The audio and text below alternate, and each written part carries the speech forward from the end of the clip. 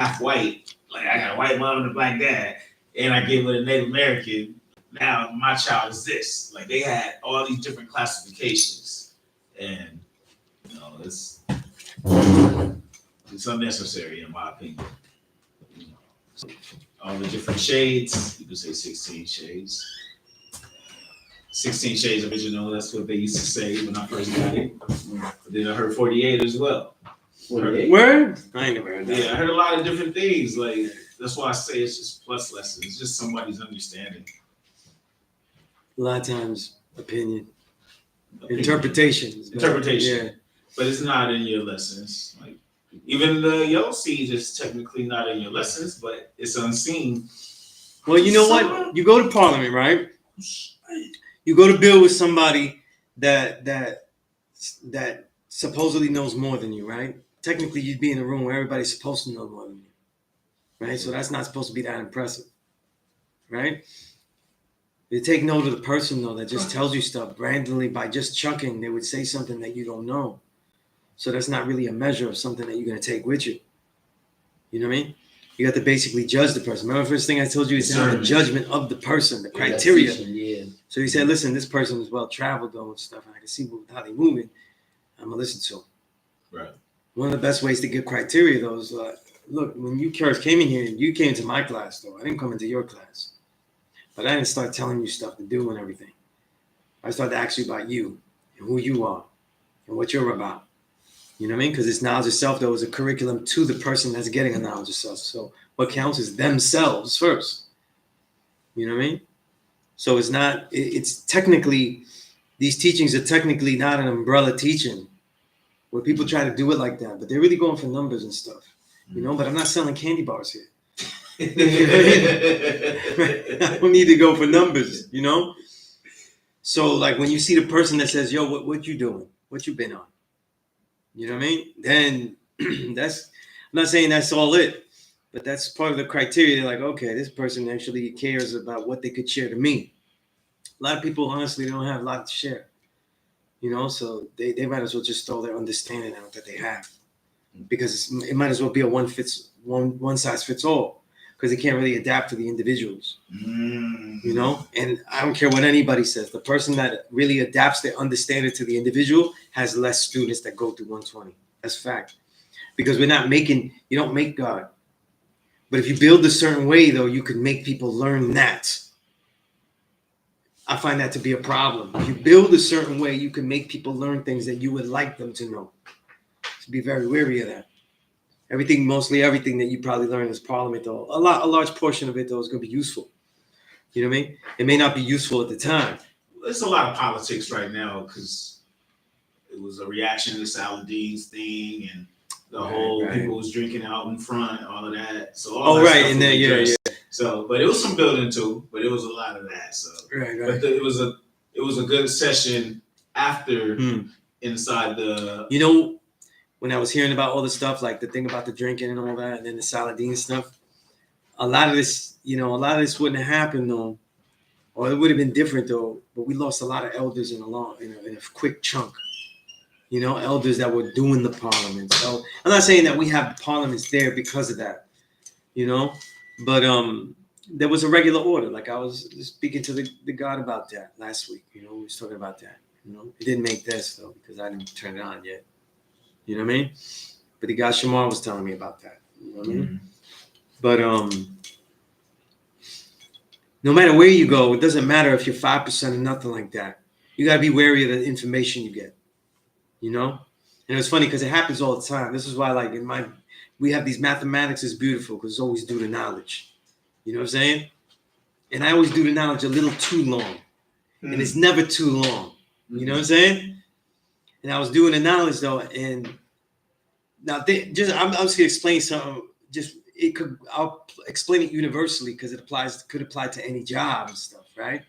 So I'm thinking I'm talking to another brother that is very experienced in the job, just a veteran and shit, but you're a veteran worker, you know, along with me, you know, teachers and stuff, right? That are teaching. But then I find out that he was the one that hired the supervisor that's there. He just came back to do some part-time to get some money before he leaves. You know what I mean? But see, if you don't do the knowledge, though, you don't really know who knows, you know? You think they're the lowly worker, they're the ones that knows. And so we're all in the cipher together, and then all of a sudden, you know, the supervisor who's white, all of a sudden says, by the way, you know, he's the one that actually was the one that hired me and everything, and I was doing this. And I was like, oh, okay, you know what I mean? Because they don't like to let you know about that power struggle. You know what I mean? Now, if I had opened my mouth and all types of stuff, or like when people assume who's the one at the top, you're not really going to get the information. You're certainly not going to get the knowledge that you normally wouldn't be privy to. But just doing the knowledge. You know what I mean? Now doing the knowledge, man, I learned too much today. I learned too much today. You know? It's like that at the parliament, though. I think sometimes it was easier because when I seen in the parliaments and the show and prove, they're selling things, but they're not selling works. So when I got knowledge, this is one of the reasons I don't really run to a parliament, though. You know, for me, parliament wasn't, you know, people want me to go to parliament so I could build with them. You know, especially Day's son, because he's trying to make me feel selfish for not going, because now I got to build. Because I'm older, right? But when I used to go, I was going, and maybe first 10 years, I had one shirt that had the flag on. And I didn't buy that at the parliament. I bought it from the guy, White King, because he was selling the shirts. And I was like, oh, you need that guy. I bought it from him. You know what I mean? And it was dope because it was my first daughter was born and I was wearing it. So it's good to wear the universal flag when your kid is born. But like, when I used to go to the parliament, though, it was really to build with the older guys, right? Dumar, Infinite Al-Jamar, Savior Knowledge, everybody, but they were all selling works. They were selling books. They were selling plus lessons. They were selling Jaiki. I forgot Jaiki. So they were selling their publications. Black Family, Son of Man. Shabazz Adu and yes, right. Other brother. You know, he just returned recently. Malik used to make a pamphlet, like a collection pamphlet. Like he used to collect interesting articles and make copies and staple them together, like real research. Like this is super research because this is before like the internet where you could really easily find stuff. Like the internet was going on already, but it didn't have the search engine quality. So you still had to be kind of good at it, you know? So like I was going there for that kind of stuff. And at the end, I never had money to buy like gear. I started getting a lot of 5% stuff that had stuff because, what was it? Dr. Janelle, the guy, Dr. Janelle, he used to make clothes. And he would be making hats with the flag. And then he made caps. I'm the only one of that size. I'm the only one with that fitted size. And I'm like, you got to buy it for me. Then he got clever. He started to make shirts with my name on it. And I'm like, man, now save for another Sunez. There ain't no other Sunez. Then it's like a size small. And I'm like, damn, you making super custom. I bought shirts, button shirts, T-shirts. And then he topped it off. He went OD. He made me a leather jacket. Ooh, he made me a leather jacket, and I was like, oh man, and then he was like, yo, you got it for me? And I was like, yo, I didn't even know you made this. You know what I mean? Like, you're gonna have to wait till next week till I get that money right there, you know? But I didn't really have stuff with the flag because I was so busy buying all of the things that the guards had. I was like, yo, a lot of people would go to parliament. People wonder why, like, oh, the parliament says that. It ain't no different. People go there to socialize. They skip everything else. And they don't realize that all the researchers that these people took the time to write all of this stuff down. You know? Dawood had books. Dawood, man. I have like 7 of his books. You know what I mean? I have 7. The only one I didn't like was the Goddess one. I didn't agree with that. I didn't know about it. Yeah. That was one of his last books. But he had jewels. He had one about perfection. And that was when I was teaching. I was saying perfection is constant elevation and every creature made. Then I saw his book, which was totally different, but it was dope. And I bought that. So he was degree in 1 of 14. He got a degree. He got a book, something based on that. Yeah. So like he was doing self-publishing before it was really a thing. So like people talk about Supreme Understanding. When we did Knowledge of Self book and I edited with him and everything, and he did How to Hustle to Win and all that. Dawood was doing self-publishing before that, you know? So he was bookbinding before that. It was more crude though, his bookbinding. It was more crude, you know? But it was still well-bound. It was not like it never broke apart on us or anything, you know? So he went from, because at first he had like pamphlets. I didn't even know. He had like bent over pamphlets that were like stapled really well. But then he got into the book binding, and then they got better because he wrote more, and then they needed a spine, you know. Then they were big enough to have a spine, so then he did it, you know. But I was going there to buy all that stuff, but there was God's to build it. It wasn't just buying a book; it was supporting their lifestyle. You know what I'm saying? Like it was really like helping us. But I would buy the books though. But then I would be shopping. What am I gonna get next though? Like with Saving Knowledge, I'd be like, that's why I spent so much time with him. Because I would be at the thing, and he, after a while, he would open books, and my thing with him, he knows, he would crack the binder on books. And I was like, damn, I don't want that one now. You know, crack the binder. A paperback. I remember I bought one that he cracked the binder up because it was such an exclusive book. Sertima's Egypt, Child of Africa. That's a hard one to get. And he was showing me, he's like, dig this. You know how Savior goes, dig this. And he cracks it open, shows me. But there were books he wouldn't let me get. And there were books that he wouldn't let me get certain books because they were too easy. Like I remember I wanted to get like the Marcus Garvey Philosophy and Opinions, but because I didn't have it. And he was like, nah, you can't get that. You can't get that. That's too easy for you. But then I wanted to get the Pale Fox, right? And that was that's where the two French sociologists, they stayed with the Dogon tribe. And they documented the Dogon tribe for like 17 years. That's a heavy book. You know what I mean? That's a heavy book. I bought it from him because I said, God, shouldn't a library have three things? I had this understanding about what a library should be. So I said, a library should have the books that are easy for you. They're going to give to you for your children. Yeah. You know, you read them, but they're necessary, and they're for your children. Maybe you go back to them to research. Then I said the books that you're reading now, the ones that they're hard, but this is what you're on now. And then it should have books that you aspire to read that are really difficult, but, you know. So when I said that, he was like, all right, he let me buy it though.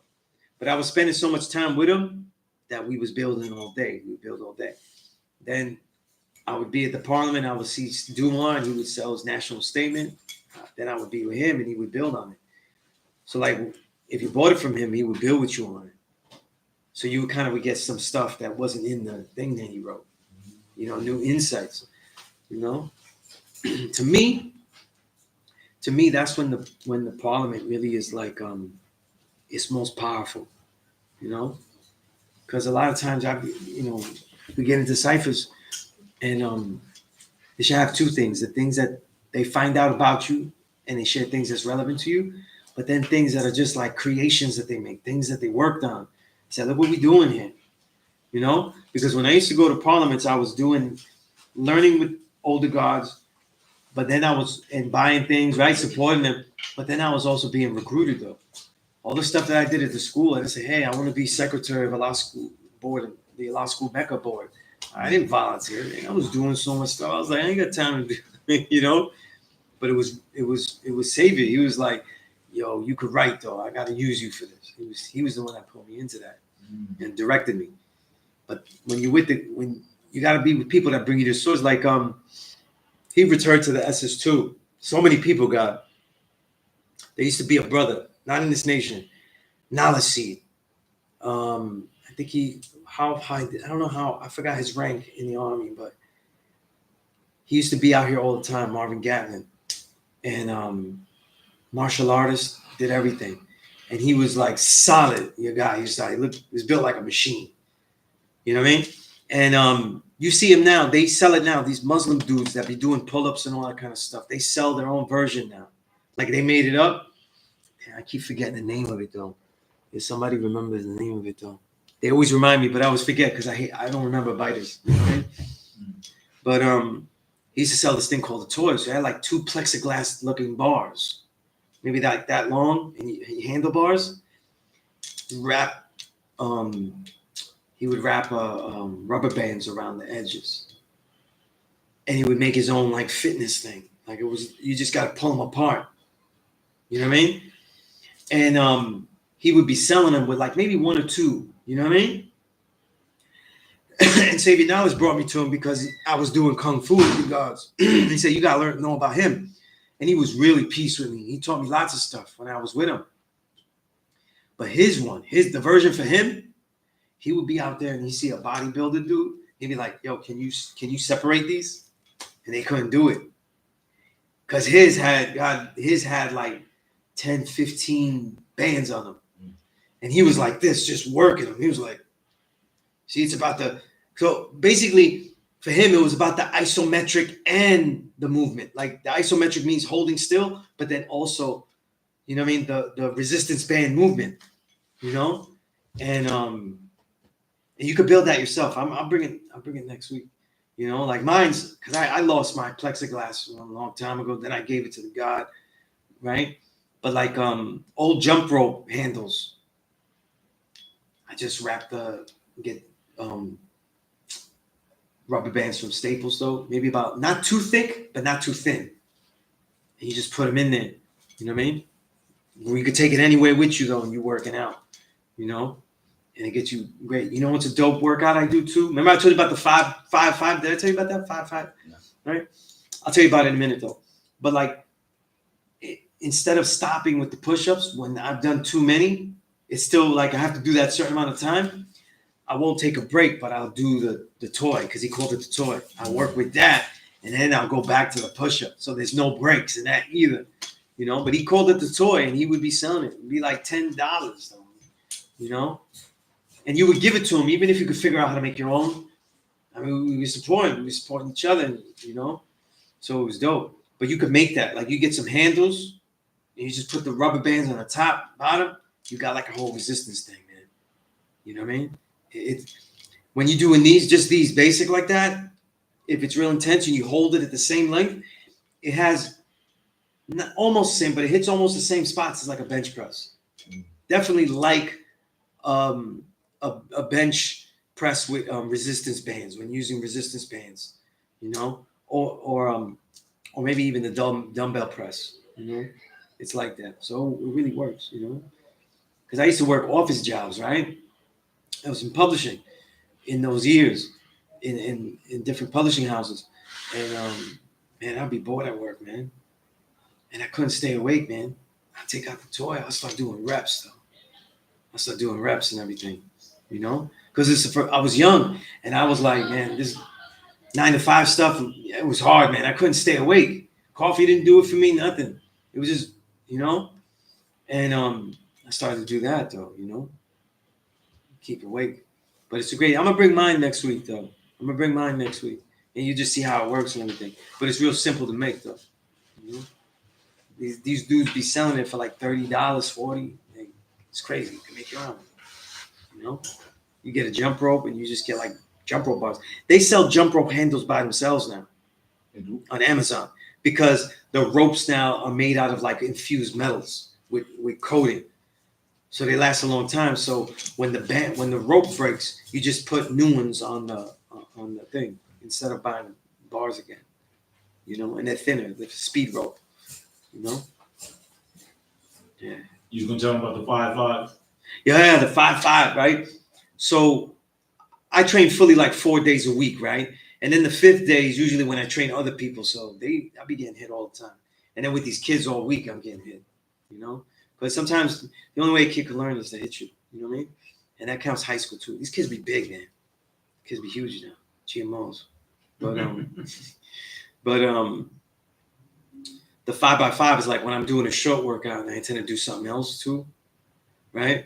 So what I do is it's 5 minutes of 5 different things, right? No breaks. So it's 5 minutes. In the beginning, I go 5 minutes push-ups, right? I let myself go with the weights though, because I do weights the other 4 days.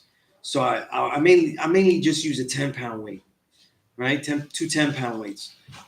So I'll do peace. Peace. So Good to see you. So the first set, I'll do 5 minutes of push-ups. No, stop it. You know what I'm saying? A lot of times when I stop doing push-ups because I get bored, I start daydreaming. You know what I mean? So what I'll do is, because actually when I do stuff, I listen to podcasts when I train. Because what happens is when I listen to music, I start thinking of things to write. and that ruins my workout. Like the movement makes me think of things to right. So I'm actually suppressing it by learning new things. You know what I mean? Yeah. So like I'll do 5 minutes push-ups. What I was saying was like when I get bored of that or I need a break because I'm going to failure, it's not 5 minutes yet. I'll take the toy and I'll start doing flexes with that. Then I go back to the push-ups. When that 5 minutes up, I do 5 minutes with all my resistance bands. So I have a home gym. So I got resistance bands off the door, so I could do the down. That's for the triceps. I got stuff where I could do these for the shoulders. Yeah, when you go down on them, that's for the triceps, right? Yeah. Triceps here, right? That's the biggest muscle in the arm, though. So if you're trying to impress ladies, though, you get that big. Yeah. That's why, like, I used to go. Raja used to always go, "Why yo?" When we used to work out HVAC, we used to work out between while we waiting on jobs and stuff. And Raja used to go, "Yo, God, why you always working on triceps?" I'm saying that's what makes your arm look big, man. That's what we got to work on, man.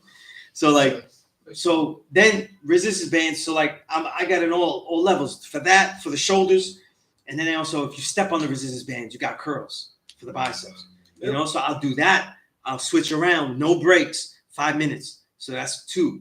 The third one, I'll do squats. Squats get boring, so I got the 2 10-pound weights though. So squats for 5 whole minutes though, just burning everything, Jump squats, whatever I could do. Jump squats, regular squats, all the way down. By the way, when people get knee problems though, do your squat lower, even if it hurts though, but slow and extremely low, and hold it almost like negatives.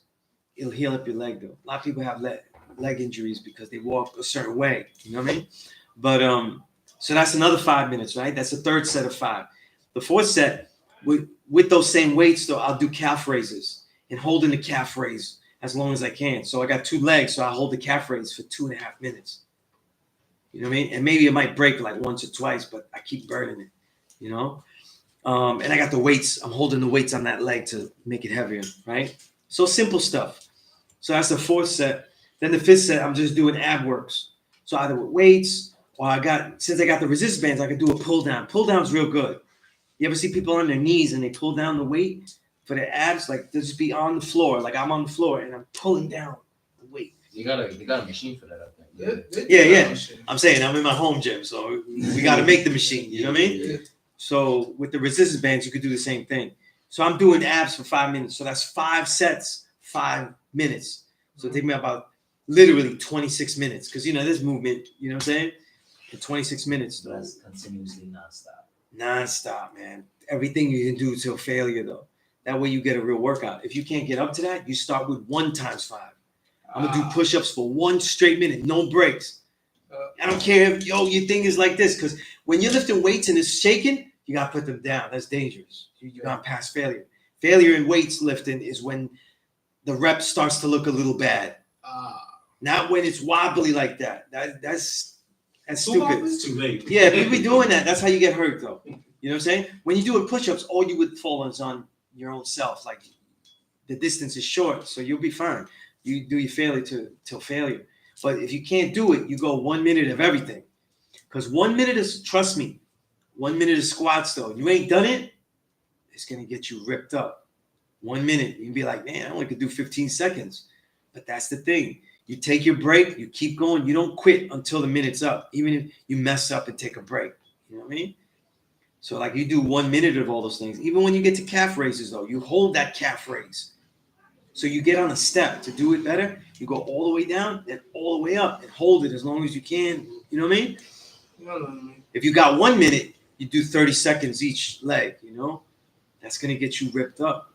It's going to get them stronger, activate them. Really? Yeah. That's how you got to do. You know what I mean? My bad. I wasn't listening. No, it's peace, I was too distracted because most times I look at most of the shows. This is coming with another chapter because that's like. I hear you. Yeah. You know? Remember, listen, in the ancient teachings, especially Zen, Chan Buddhism, all of these sects of Buddhism, they said the one thing that people lose is concentration. And one thing the major thing that they fall into is illusion. It's the biggest teaching in like most of the sects of Buddhism. You know, be careful of that. You lose everything without focus. Everything. You know what I'm saying? There's not one thing you can do without great focus.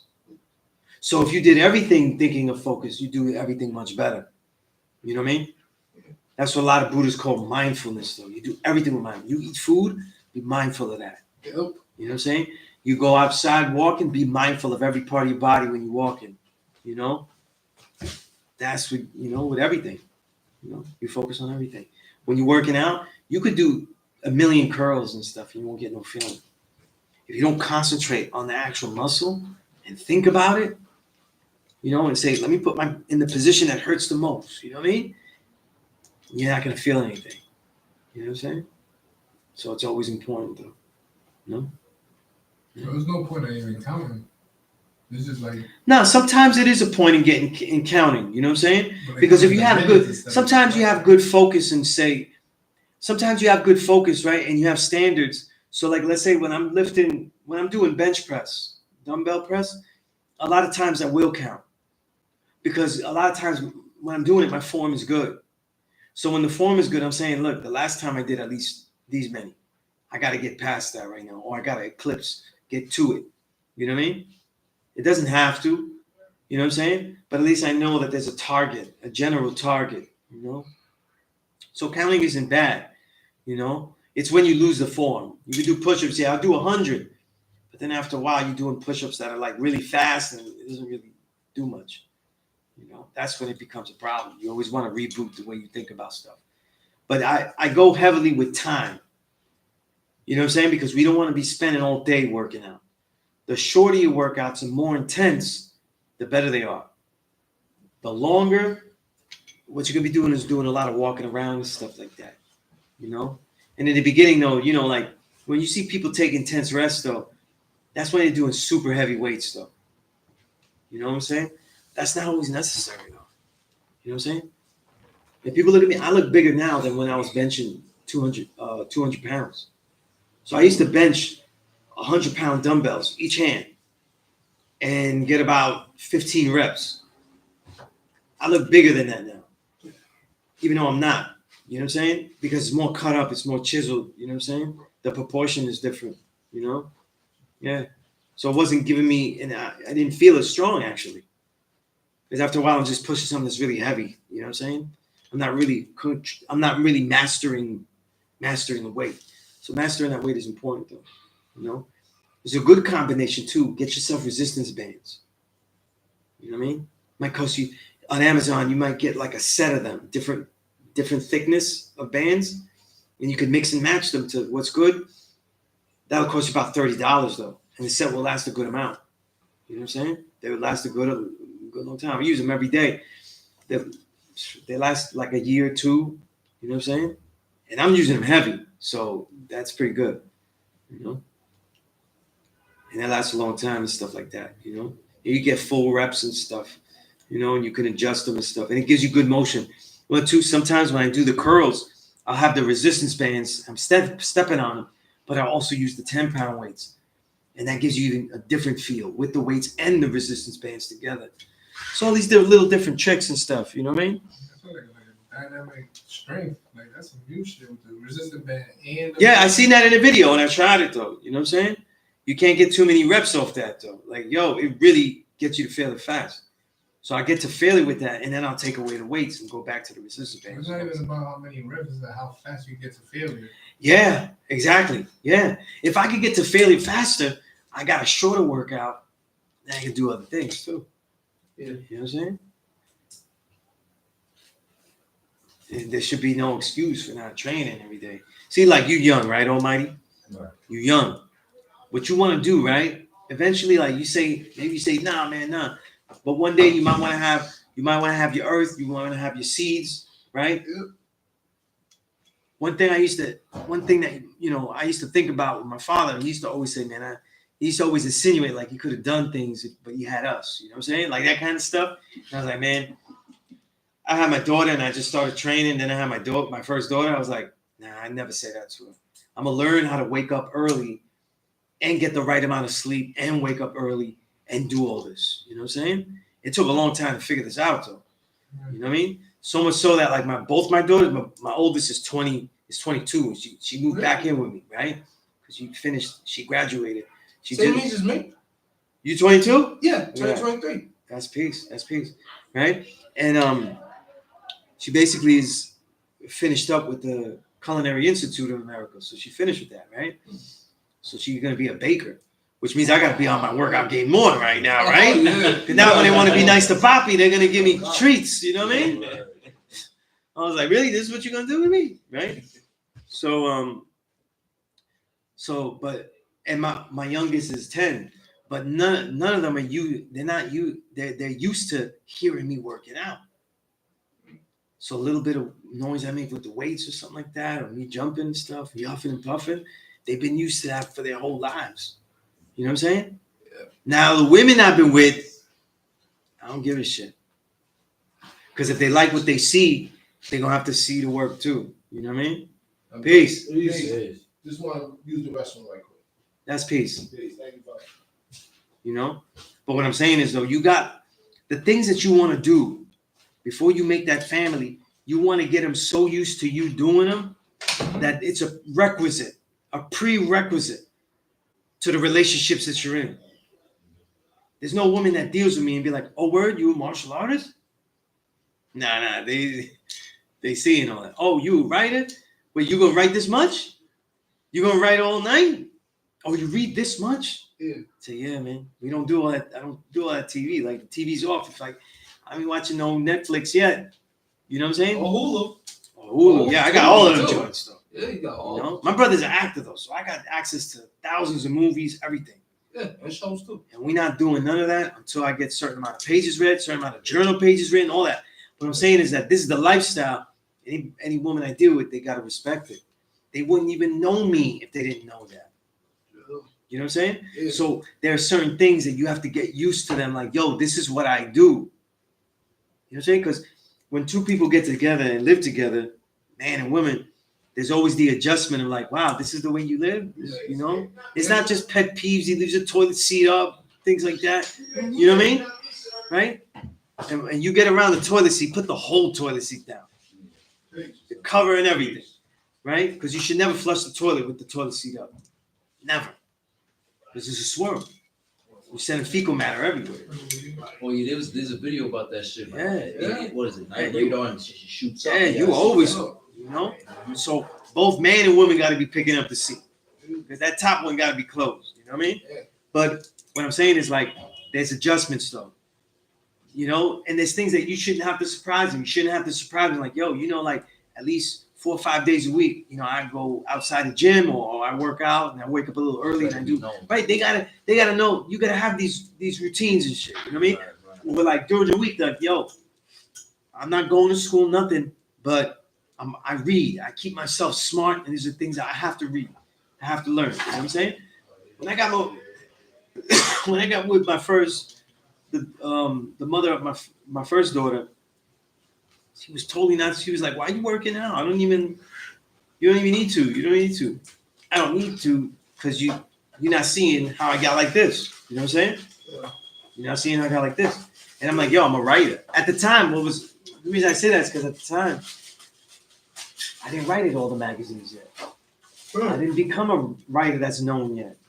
I wanted to be a writer that's known. Aspiring. Right. So that means that I can't say, "Hey, I'm a writer." Like, well, you ain't no writer yet. You ain't written things. You ain't published things like that. A couple of articles. You know, at the time, I was in Double XL. I was in Vibe, but I didn't really have a name like that. So I was like, no, but this is how I'm going to get there. So you're going to have to get used to this stuff. And I would do all types of stuff. Like I was saying, you know, reading as much as I could, though. I would even I even did things where I broke night trying to read. Let me see if I could read 24 hours, though. I would do shit like that. You know what I mean? Then I started training Kung Fu. So what I'm saying is like the things that we learned, they could be overwhelming to people. You know? So imagine somebody that's reading, writing, then now they're training, you know? They already dealt with the adjustment because I had become, when I was with my first daughter's mother, I became vegan with her too. So it's all these things that they had to adjust to, you know? So you have to have that forthrightness not to waver. You know what I'm saying? And never wavered. I said, you got to get in where you fit in. One of the best ways to get in where they fit in is to be that person already. Like, yo, we do these things. Mm-hmm. This is what we do already. This is how we do it. So you're gonna have to get used to that. You know what I'm So that saying? means not a surprise. And when it yeah, comes and to- some of it though, it'll tell you the type of woman that you with though. You know, because a woman don't mind. You know, the average woman. The average woman, 85 though, they're cool with you exercising everything if you're in the NBA. They're cool with you reading and everything if you're an acclaimed writer and everything is on, you know, Amazon top 10 list and everything, right? Yeah. They're cool with certain things if the money comes in with it. Yeah. But what if it's our lifestyle? Our lifestyle. You know what I'm saying? Right? So I'm a martial artist though. If I'm alive the next day, I've already succeeded. So I'm not in any tournaments. In fact, the way I learned, the way me and the gods learned, we didn't learn for tournaments. You know, some of us though, some of the gods tried to do tournaments though, and they had to learn how to do that. That's not what our Seagun taught us though. He taught us to fight in the street, fight for our lives. Yeah. You know what I mean? So then now we train it every single day, and be like, you know, when you're with a woman, they're like, yo, everything is good. Why you training every day? You can take a day off. Everybody says that. Everybody was 85 will always say that. You can take a day off though. Yeah, you don't have to always eat that good all the time. You can take a break here. You can do that. You know what I mean? No. You can't. You gotta be right and exact. Yeah, right. Being right though means you do it every now and then. That's the 85%. Being right and exact is the difference between us though. And I'm telling you that it's a harrowing, it'll keep you alone, but it shouldn't keep you lonely because your convictions are a powerful thing to be with, you know? Right? So I'm saying like now as a young man, set as many of those standards as possible. You know what I mean? Man, when I started to do Kung Fu, Do Kung Fu. You the gotta woman at the time was You gotta teach me how to do Kung Fu. brother, you gotta get in shape. Okay, I'm gonna get in You gotta shape. get in shape first, man. I'll do things you bust your butt trying to do it. It's true. Yeah, you can't get hurt doing it though. I know I'm gonna get hurt. Yeah. You give me 50 push-ups in a row. 50 push-ups. 50 push-ups in a row, then I I'll gotta see. do 50 push-ups. There you go. But I'm telling you, you gotta have command of your body. I gotta command my body too. You know, most songs is like, it's like Listen, the old push-ups, but this is gonna like a different push-ups. No, we ain't doing no kind of a full quality push-up. All the way up, all the way down. You know, we ain't doing Oil over there. Yeah, With man. those sticks, I only use the ab roller. Like, Yeah, ab roller, yeah. That's You know? yeah. But yes, but what's your name, brother? This is your first time in this class, right? I came last week. You came last week. That's right. What was your name again? Claudio. Claudio, right. Did you get my email? Probably. I was gonna check on over here. Oh, okay. I did send you an email. I'm pretty sure I sent an email because you did. I remember your email. Yeah, but yo, like I said, man, if you single now and everything, set those standards now. You know what I'm saying? You have children now. It's wonderful to set those standards because I'm saying from experience, when a child sees you working hard to do something to be good at, when they find out what they want to be good at, that's the standard of work that they put in for it. You know what I'm saying? That's the standard of work, you know? I think about that all the time when it came to fruition, you know what I mean? My daughter didn't know what she wanted to do. And when she went to college, though, she wasn't really with it. She went to the same college I went, business school, Baruch. Now, I hated it, but I couldn't afford to stop the degree. I had to take the whole degree. But that's how I got into hip-hop because all the magazines were around and all the record labels. I got people came from Vibe magazine because they was reading what I wrote in the school paper. And that's how I got recruited. I never went to a magazine and said, yo. So all the magazines, Vibe, Double XL, Source. They found you. They found me. You know what I mean? I found you. Or I was brought into it because somebody else was in there and they knew me for what I was doing. Right? So the thing was, when I was in school, I had to continue that degree that I didn't care for. I've never had a degree. I've never had a job in marketing management. You know, I have a degree. Never. You know what I mean? But my daughter went to the same school. I said, yo, you're not really of that ilk like that. I know you may not like this. It's okay if you're not. But, you know, she thought that was what she wanted. But then she was confused and she was like, I don't know what I want to do. I said, what do you like to do? She says, I like to bake. And I was like, word? Because she had made me a chocolate cake one time. because I'm vegan, right? So she made me a vegan Right. chocolate cake, and I was like, Vegan chocolate. man, I'm not a connoisseur of the vegan treats because I'm not trying to be a vegan just to eat cakes and shit, you know. Yeah. But I was like, yo, man, this cake was incredible. Yeah. And some of my other family members, though, they more connoisseurs of treats, if you know what I mean, right? True. And it was like, yo, this is amazing. I said, yo, you got a real talent, though. And she found, so you should look for some type of cooking school. Not only did she find the one that she went to, Culinary Institute of America, Yeah. but she went she went upstate, right? Yeah. She asked my sister if she could drive, and she went upstate without just called once. Went upstate, though, and hooked it up all by herself, though, to get in there. You know what I mean? And all I told her was like, yo, you got to do you got the chance now to do something that you love to do. Go do it. Mhm. And then she just did it. Hey, You know what I'm saying? yeah, I know what you're saying. But the way that she put in the work, what's the model for that? Because it wasn't, anybody else that was waking up at 5 a.m. to train. It wasn't anybody else that, when I started this, I always write a certain amount of journal pages every week, right? Man, when I was starting that, though, it'd be like Sunday night, God, like 11 o'clock. I was like, I got to make it to week pages, man. I can't go to sleep yet. You know what I mean? I read 52 books a year since 2004. I started writing a list of the books I read in 2003, and I read 26, and I was like, that ain't going to do it. I'm teaching here at the school. I got to be smarter than that. So I said 52 weeks in a year, 52 books. I still got all the lists.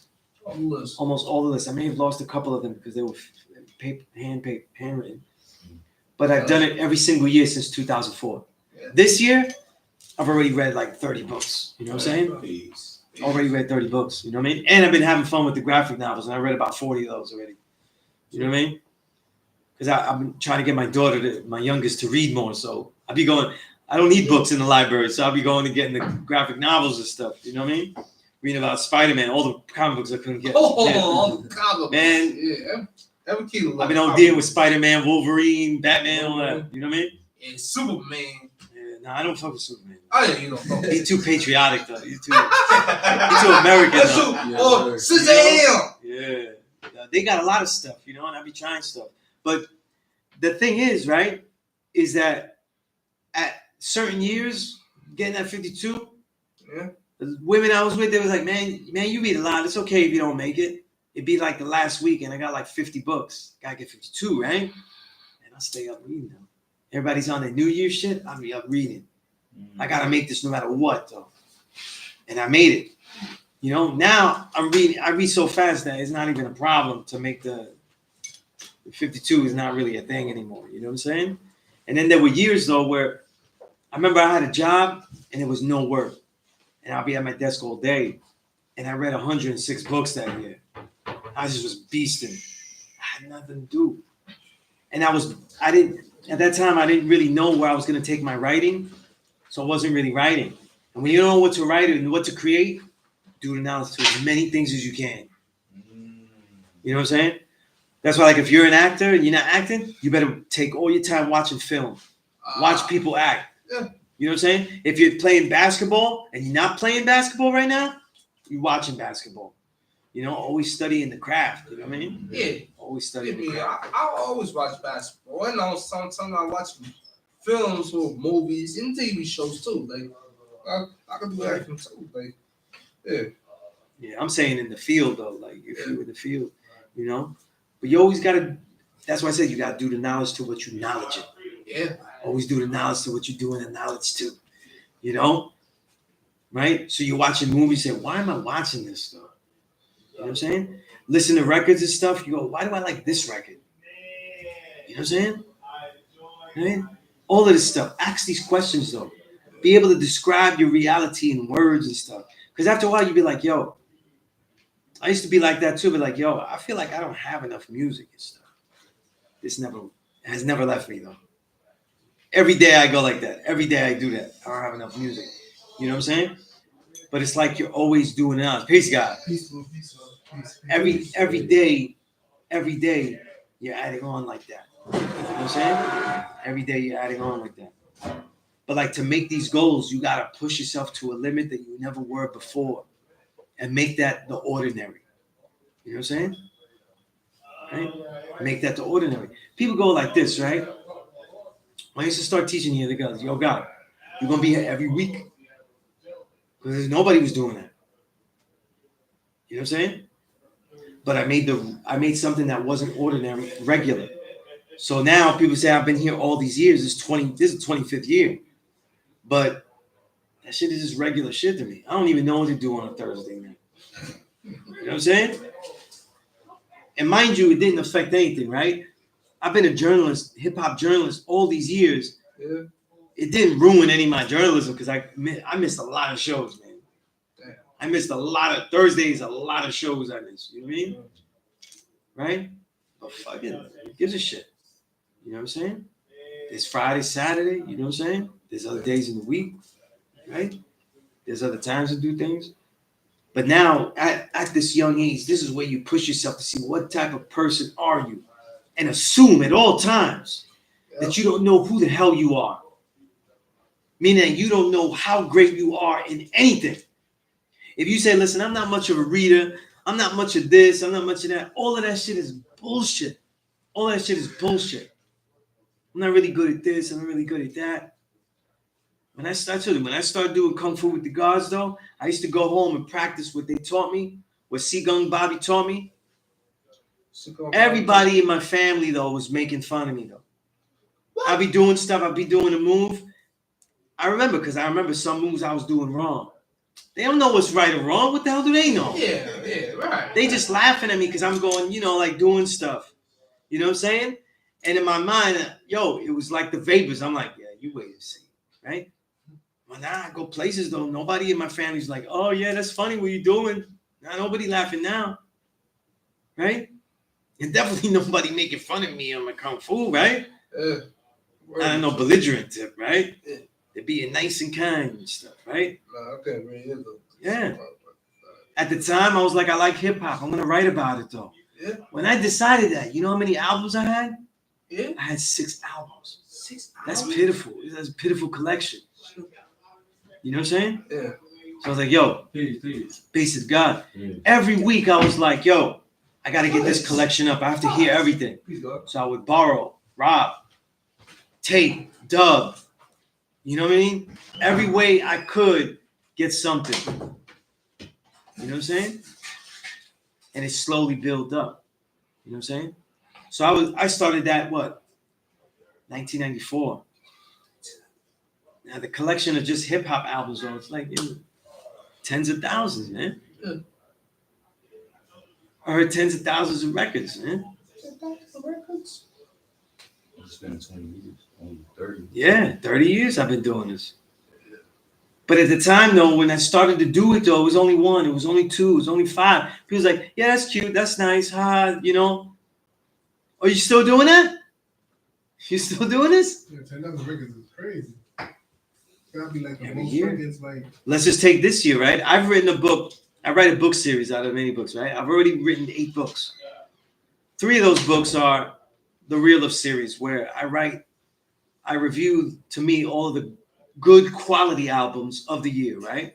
So I've done it for every single year this decade. That's 3 books, right? Because 2020 and 21, I put it as one book.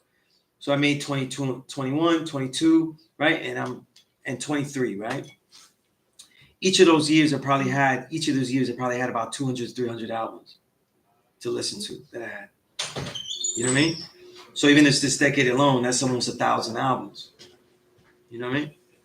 It's a lot of music. So instead of saying like, oh, it'll overload, that's shit that they tell you, man. Oh, don't, because you overload we're here to, God telling us the black man is supreme. Yep. The mind is infinite, though. So let's say the mind isn't infinite, right? But we got taught that the mind is infinite, though. You deal with your religion saying that there's a base level of where you can't do shit. If I'm wrong, though, I'm going to spend my time seeing if this is really infinite. And you know what? The shit checks out, though. The shit checks out. Because with all these records I heard, I didn't forget 120. You know what I'm saying? All the Sertima books I read, I didn't forget the information. You know what I mean? And when I do, I go back and I get more understanding.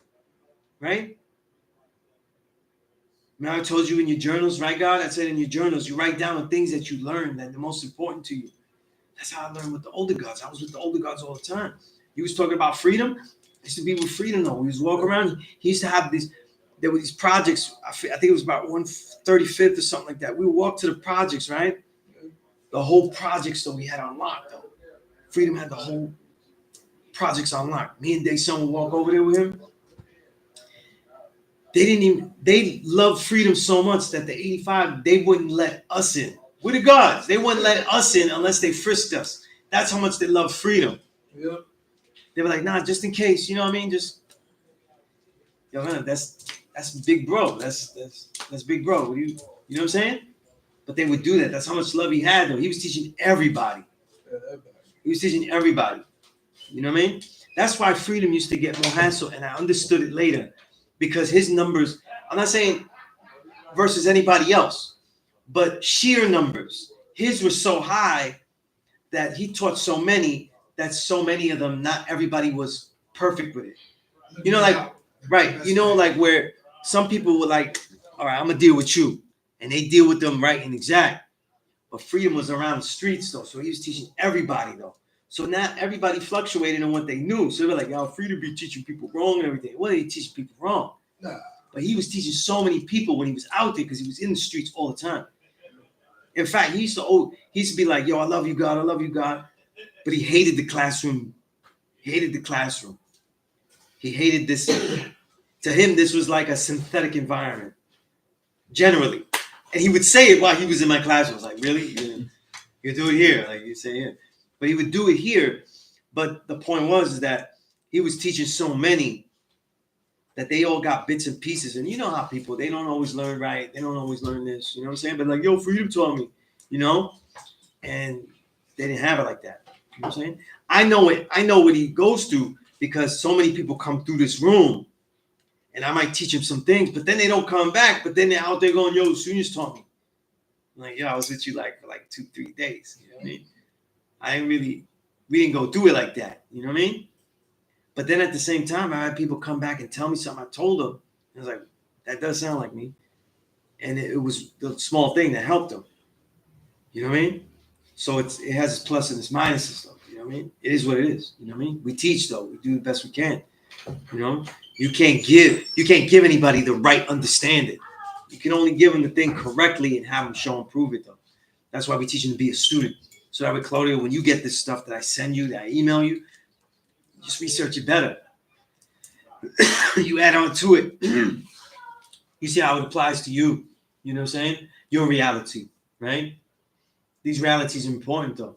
You know what I mean? Just like when you go to the one at 36, right? You apply it to you, right? People are like, oh, that's just for like the Black American and everything. No, that applies to everything. That could apply to everything because we're supposed to be learning everybody's history. So it's like this, right? Original man is God. Original man is God. Original man is not just the Black American, right? Yeah.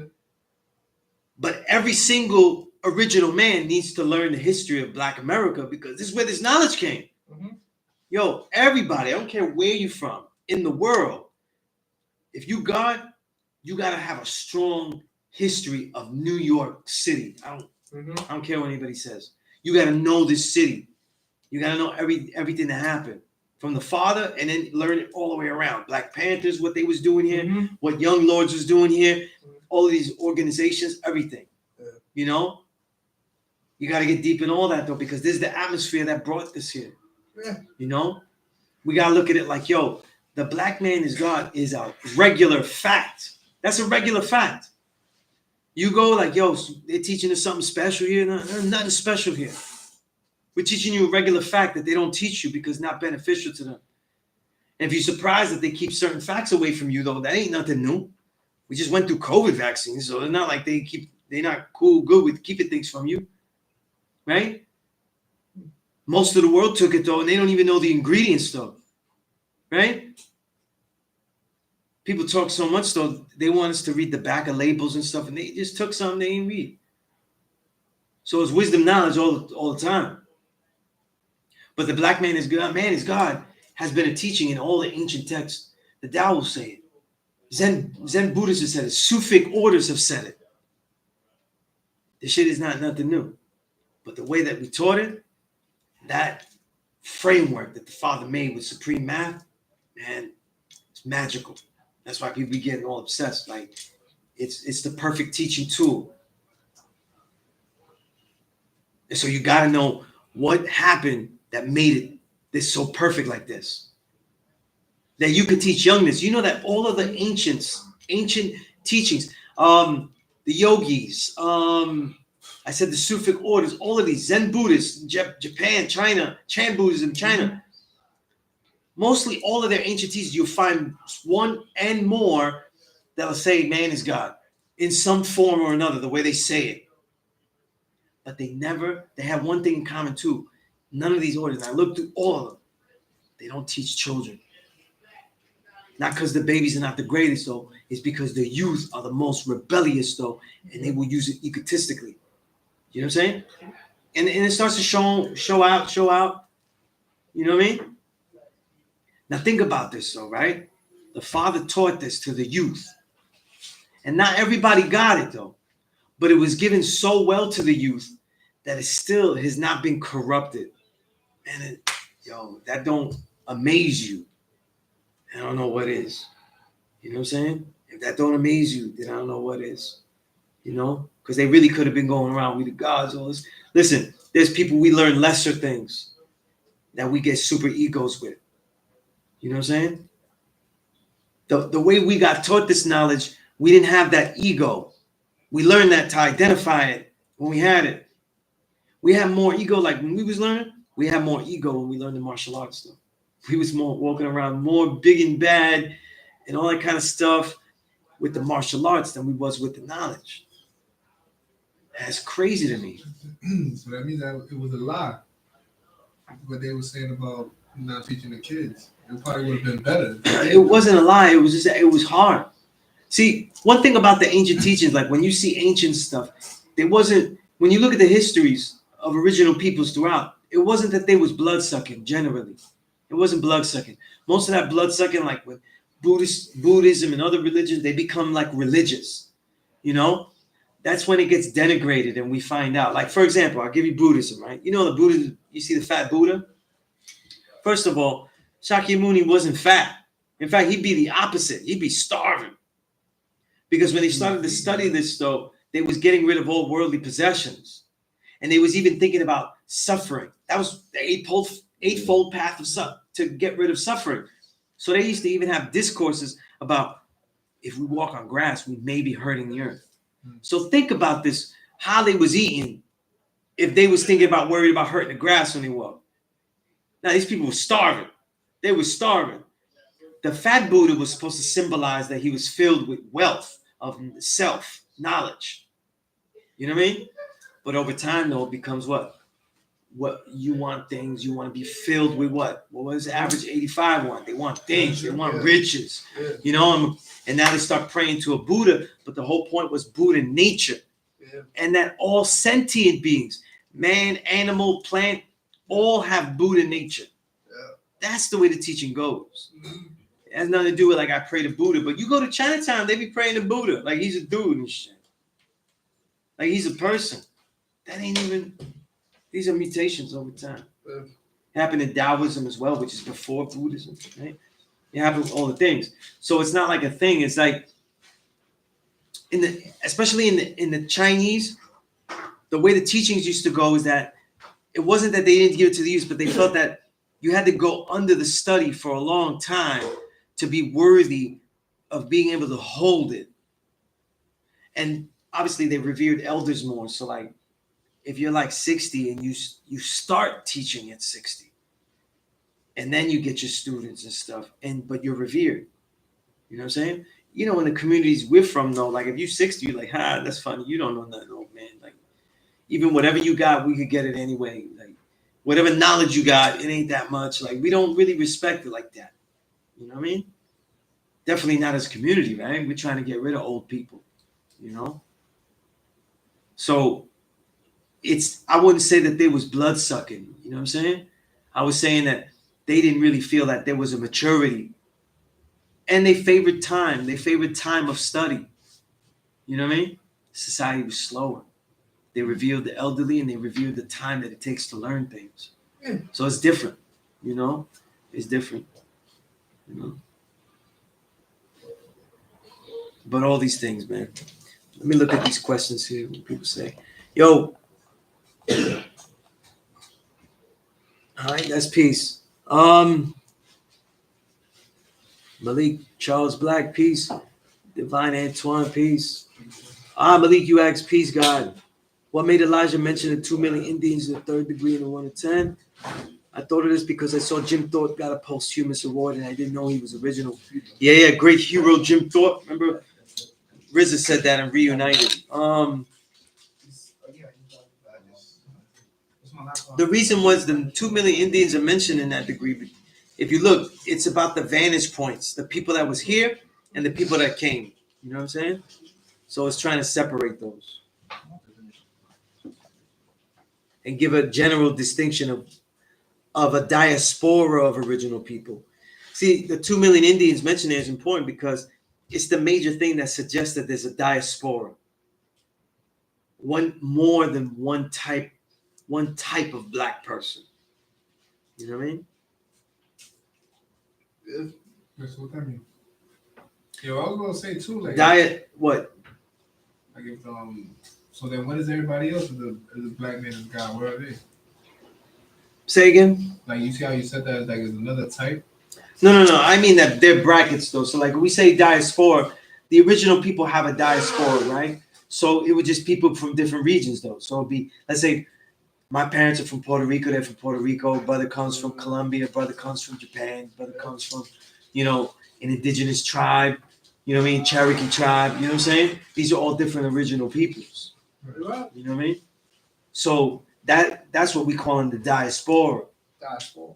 That's what that word means. So when we say black diaspora, we're saying the whole range of original people there. When you see it there, understand that when they mention the 2 million Indians, it's important because people that get knowledge of themselves, they don't realize that there's a larger diaspora. And if you notice in degrees, that's a particular thing they keep trying to tell you. You know what I'm saying? All over the world, right? They're trying to show you that here in America, you're outnumbered, but it's an illusion to the entire world. That's the first thing you got to see in those population figures. You know what I'm saying? We're outnumbered here, but it's not even close out there. It numbers what? 11 to 1.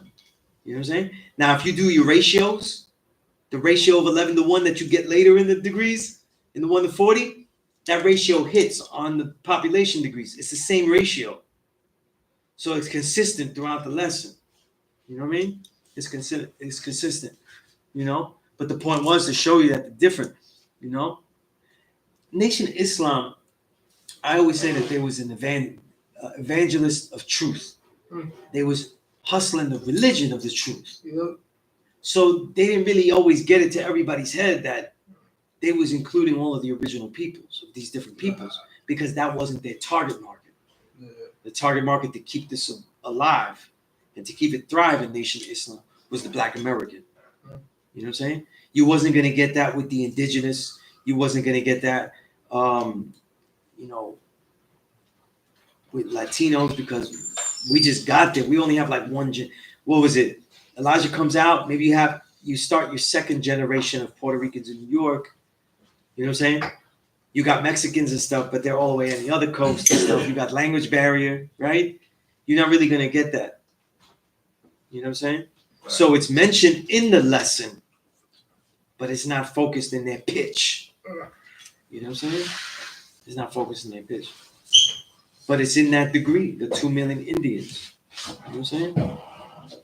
Lets you know that the diaspora is bigger. I don't have, Malik, I did get your answer. I don't have any books on Jim Thorpe. I gotta look it up though. But he's a very interesting story, Very interesting story. All right, peace to the guy, Rakeem. Yeah. Yeah, I see that self-magnetic. Yeah, we put Captain America too, man. He be too, he be doing stuff. I read these graphic novels and then I was reading the one about the X-Men, right? Mm-hmm. And, they're always like, the metaphor is like they're the mutants of the blacks and, and there's a rally, anti-mutant rally and stuff like that, and the mutants are there. Then you got Wolverine and stuff. He's like, "What you doing here, Captain? You know what I'm saying? What you doing here?" He's like, "No, I just don't want to see that there's any violence here." You know what I'm saying? Yo, these are super pigs. Superman, Captain America, they're super pigs. You know what I mean? Super big. Yeah, they be doing things. You know, it's fun. I watched the movie and everything, but I ain't trying to read like their story. No, no, I mean. Yeah. Remember the Superman movies with Christopher Reeves and stuff? And he's flying with the American flag and stuff like so. You come here from outer space, but you only care about America? It's crazy. Yeah, I great. never thought about it like that. Yeah. You just picked America though. How was it on Krypton, right? Yeah. That was how you was doing on Krypton? You had your own set? Like, you had a block on Krypton? Like, you wasn't... Yeah. You know? This is crazy though. You know? Yeah, I was like, damn, you're doing too much for America. Yeah. You know? Yeah. This is crazy. But yeah, you got any questions? I've been talking for a minute though. So anybody want to ask a question about anything? No, yeah, I'm gonna ask a question. Please. So like, what are the like the principles and like the laws or like characteristics like of it? Like, Of what? Of Self-sustenance, because I know you said it stems from the Nation of Islam, right? Right Like, now. You know how they like they got like the commandments, not the commandments, but you know what I'm saying? Like the laws that they say they follow. That would be like the lessons, right? No. The lessons come from the mosque. The Father took 122 of them. 2 of them are repeated, so they become 120 lessons. He fixed some of them, changed the pronouns of some of them, right? Because some of them, like the knowledge cipher degree in the 1 to 10, that said they. He said we stopped searching for that which does not exist. You know what I mean? So he would change things like that. But brings rain, hail, snow, and earthquakes. You know what I mean? He changed he changed it to but, and that was because I remember Firstborn Prince telling me like, yo, we used to always give him excuses and stuff. So he used to say, but brings rain, hail, snow, and earthquakes. Because they used to tell him, but, every time he asked him if he did something. Right? Yeah. But those 120 lessons are mainly like history, facts, like that, right? History, facts, unknown history, things like that, right? What really makes our culture is supreme mathematics and is extended by the supreme alphabet because it expands the dialect of principles. All the principles are in supreme math. You know what I'm saying? I'm just going to check real quick. I'm pretty sure I emailed you. You know? Let me see. Yeah, I did. I did email you. So you got a big email to read. You know what I'm saying? You see that right there? Yeah. It's a big email with a lot of attachments and stuff. So, but the principles are in mathematics. So you do the knowledge before you wisdom. That's a principle. That's a principle. Save your life. You know what I'm saying? You live not by what you feel, but by what? Your understanding, because it's knowledge, wisdom, understanding. You live your understanding, and that's what you give out to the world as your culture. You know what I'm saying?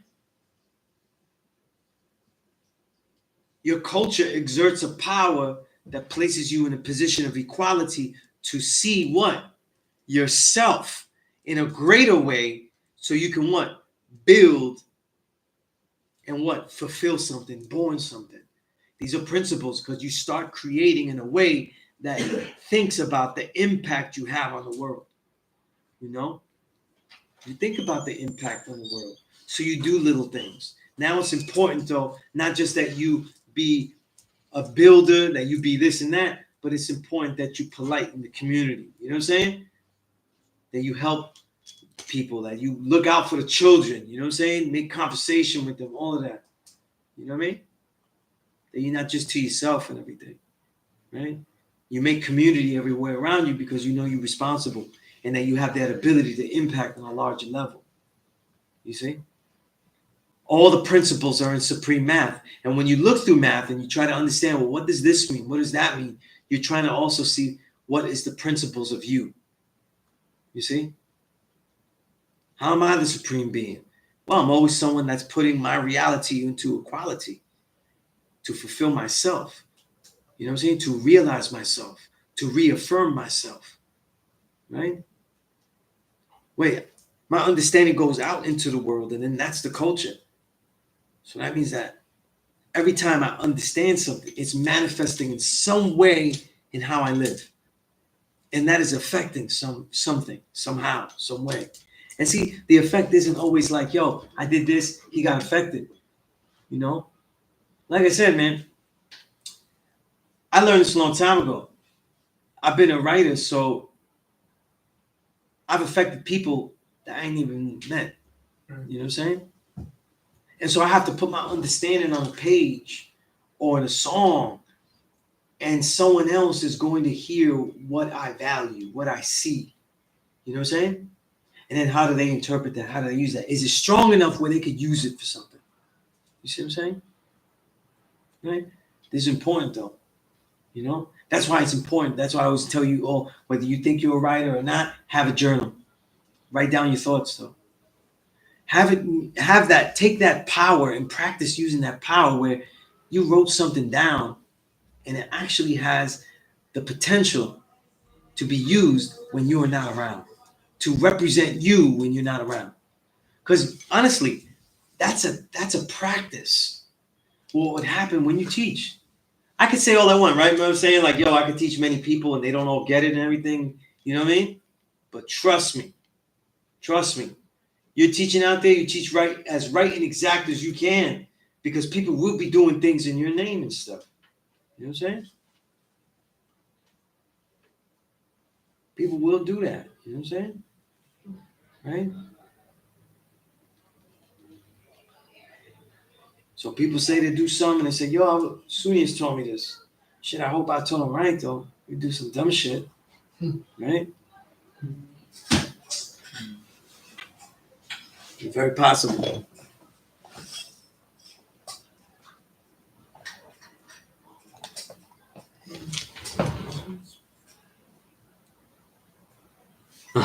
Self, you still know about the man billion? Word.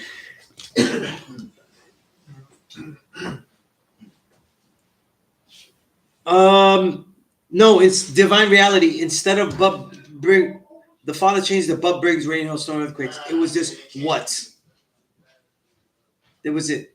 If I remember correctly, it was what? You know? Yeah.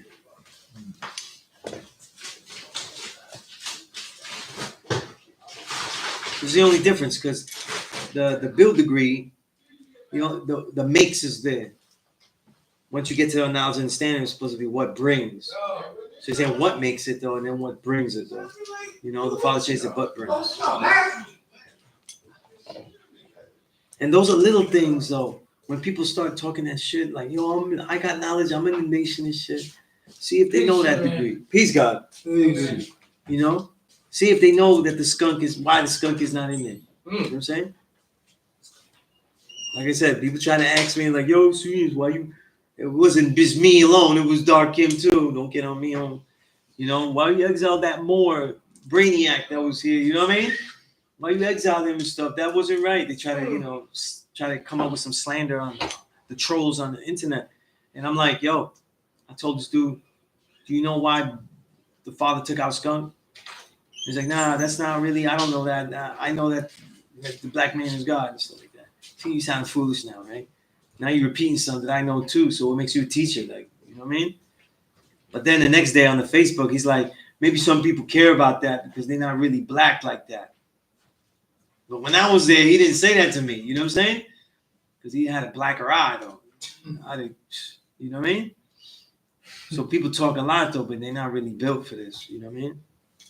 These little things, though, that show the care and everything like that. You know? See, we were looking at people like, sometimes, too, we'd be looking at, like, the elders, and we're like, yeah, they build swift. Everything seems effortless and stuff. You don't realize how much work that they put in. They was putting in work, God. It's not so easy, right? They was putting in work though, teaching people, and they was teaching people where this idea wasn't even a logical concept. You know what I'm saying? Nowadays it's in music. It's not a far-fetched idea. They could even Google you and see like, yo, we're actually not made up. Like we exist for this amount of time. You Google us, even though Wikipedia got shit wrong, you know what I'm saying? Right? So we exist and stuff. There's books. We got our own books, right? You know what I'm saying? But back then when they was teaching though, man, what was you telling them? The gods was teaching when there's no civil rights. So there's no laws that make people treat the black man civil. Like in other words, under the law, he should be allowed to shop here. You ain't gotta like him, no, but you could buy that shit and get the fuck out. That's civil rights, though. They got nothing to do with how you treat people like that. You gotta treat them enough where you don't kill them, hurt them, and let them do their commerce, whatever. Keep everything flowing. Toleration, tolerance, toleration. I sound like Mary J. Blige here. Tolerance, right? But that's not a human right, though. Human rights is something that law can't give you. Government law can't give you human rights. The father skipped civil rights. He was like, man, we ain't doing civil rights shit. We skip all the way to who we are. The black man is God. So you teaching people that the black man is God, and they can't even go to certain lunch counters and shit. It reminds me of like an old Son of Man I read where one of the guys went to visit Allah at Madeline. Yeah. He said that was the first time he heard a white man call a black man alive. And he talked about the impact that had on him. Because it's like, think about that time frame. Like, wait a minute, you acknowledge him as the living God? The only person that there was people that visited him. The only person that was in there with him was Azrael. You know what I'm saying? And, Azrael's hard to get, I used to be with him a lot. And he used to be in my class. He used to be here all the time, adding on and stuff like that. But Azrael wasn't, sometimes he'd be on point, sometimes he wouldn't. He was the first white 5%. The first person that the father told, right? Oh, you saw the documentary. Good, yeah. And he was very jovial. Like, he really was a great person. You know what I'm saying? But he wasn't wicked, but sometimes he was weak, though. You know what I mean? Like, he had some of the degree. But he always was well-meaning. But when he was there, he would try to describe it to me because the father was like, nah, he's like Clarence Smith, man. Let's put him in there like anybody else. But as he was going along, he had such an impact with everybody. The way he would talk to people, the way he would, have an aura when he was dealing with people, always saying certain things, never over-speaking, never always saying the right thing. He just had a rapport with everybody that they saw like something deeper and they knew it wasn't crazy. And I had to start calling him Allah. And the gods was bugging, right? Because I remember reading that too. Then they saw in his room, the label was Allah. Like, it didn't say Clarence Smith and nothing like that. It said Allah on the thing. And they recognized him as that when he left. You know what I mean? And even though Azrael would say some things, it's still crazy how he's able to do that. Crazy. And it don't make sense. Because remember, where he was in was a mental health prison. They was doing lobotomies. They was doing electric shock therapy. Because they believe this is not even old. This is the last century. This is not even that long. They still believe that if you electrocute certain areas of the brain, it'll basically defunct that part of the brain that's wrong, and then the rest will be okay. So it's a piece of your brain that's wrong. It's like weird phonology. You know what I'm saying? Shock therapy. Yeah. The shock therapy and stuff, electroconvulsive therapy, all that kind of stuff. And that's what they was doing on Azrael. They was doing that on him. And he was going through it and he was fighting. And that's why the father respected him. He respected the way he was fighting. And he started to teach him. Hello. Peace, Queen. Peace. And that's why the father started to teach him and everything. But some of that stuff, to me, how that happened, how people actually would accept that, it still bugs me out. I get that time machine, man, we going back. I get the time machine. First period of time, 1963 to 1969 and shit. And I can't be involved in shit because I'm gonna be a watcher. Yeah, I gotta be a watcher because then I'm gonna be Michael J. Fox though, and I'm gonna give the father a letter. I'm gonna be like, yo, don't read it now. Don't read it now. Read it June 12th. I'll be like that. I'll be like, read it June 12th. You know what I mean? Come on, man. We go back though. Come on. We not leaving without saving the father. Come on. You know what I mean? But at the same time, we can't save the father because then we wouldn't. You know? Like he was warning the guys and preparing them. Yeah, he was. Yeah. Everybody. So Colleen used to say that. Umala used to say that. I think they had so much time to look back. They felt like he was always preparing them. That may or may not be true, because he was a great teacher, and great teachers always prepare you for them not being there. So they just may have noticed it more after he was there. But that was one of the first things Savior Knowledge used to build with me about. Yo, you're teaching correctly if you're teaching them not to be there with you. You know what I'm saying? You're teaching them to get out, not stay. Because you're going to be God by yourself. The man is weak, though, if he can't be God, though, unless he's with a cipher. You know what I'm saying? Unless he's got the gods and stuff. You know what I mean? Because all that stuff, like, I got to be around the gods, get the battery in my back. No, you're supposed to be self-motivated, man. Because we made this whole universe by ourselves, like our own mind and thoughts. So you're supposed to be able to, like, just be able to have that discipline. Because how do you get that training, though? The training is a knowledge degree, word is bond. You're supposed to be what? Giving all you have and all within your power, though, to keep your word to yourself first and then bring it out to everything else. I remember Umala was yelling at brothers for that. You know what I'm saying? You got to be able to keep your word to yourself, though. Things that if nobody notices, it won't be a big deal. They'll never know. That's what I said. Things like training, reading, writing, all these things. Keep your word to yourself, though. You know what I'm saying? I'm going to write this much, that. That's why in those early years when I got this knowledge, I was like, yo, I don't care about what woman's telling me, nothing. I can't go to sleep, though, if I don't do that. The week can't end if I said I was going to do it, and I actually could. Like, let's say I got 1 hour left to make these pages, like 2 or 3 pages. I tried as hard as I could. You know what I mean? Nah, I got to stay up at least that hour. To get it done. Fail at the 12 o'clock hour. At least, and fail at the 12 o'clock hour, because I say my word is bond. Word is bond doesn't mean that you achieve everything. Word is bond is that you kept your word to go all out with everything. You know what I'm saying? And it changes the way you think, because now that supremacy is a mental thing. You could do certain things. You know what I'm saying? You start fasting and stuff like that, and you're like, yo, it's no problem, man. I could do all of this stuff, and I don't even need the food right now. You know what I'm saying? And now you get to bring that extra energy into the next day. You know what I'm saying? It's crazy. You know what I mean? Like, I got kids, man. A lot of times I'll fast before I see my kids and shit. So you got the extra. I have the extra energy. No, because they too much, man. And my young one, man, my oldest, man, she was always like really well behaved, like followed everything. My little one, though, nah. She follows everything, though, after discussions and after, we do negotiations and stuff. You know what I'm saying? She basically make you show and prove. Yeah, we got to do a whole thing. You know what I mean? And she always got intense energy and stuff like that, So I go in with the energy, you know what I mean? Going with the energy, And when I break bread with her, it's even more fun. You know what I'm saying? Right? So it's great. You know what I mean? But yeah, these things got to be done now. That's why, like, one of the first assignments to do is like write out, why are you God?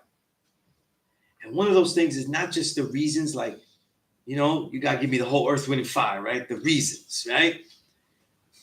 The science, biochemical reality, the universal language is mathematics, and that's our nature. All of the reasons, the quantum mechanics, you got to start learning that. If you don't know it, you start learning why. All of these things are going to show and prove that the black man is God. But then you got to get to the second part too, where you got to say, listen, what type of person is me? How am I God? What type of individual am I going to be? Your character and the way that you are is something that you create. It's not something that you are. You know what I'm saying? Because now that you have knowledge of self, though, most of the impact that you have in the way that you behave is nurtured, right? Environment. I'm about to sneeze. I'm trying to fight it. But most of it is nurtured, right? Your environment, the things you've been through, right? They say you've been through it, so like, you become savage, you become weak. we live in a world where we aren't taught to thrive, so we all stuck in survival. So we all could become weak and wicked. If you're living by survival, you've already been weakened. That's why any man could be a devil, because every man in this society has been weakened in some respect. You say, "Nah, I'm strong," but your environment though has weakened you. You know what I'm saying? It's polluted. It's crazy. Even call it the wilderness. It's a wilderness. For no reason, man. Yeah. You know what I mean? So any man could be devil, and any man could be God too. Any man can be, not any man can be God, because the true and living God, the major requisite of being God though is that he creates all of this. That's what I want to ask you too. Like, so is there like is there a most high?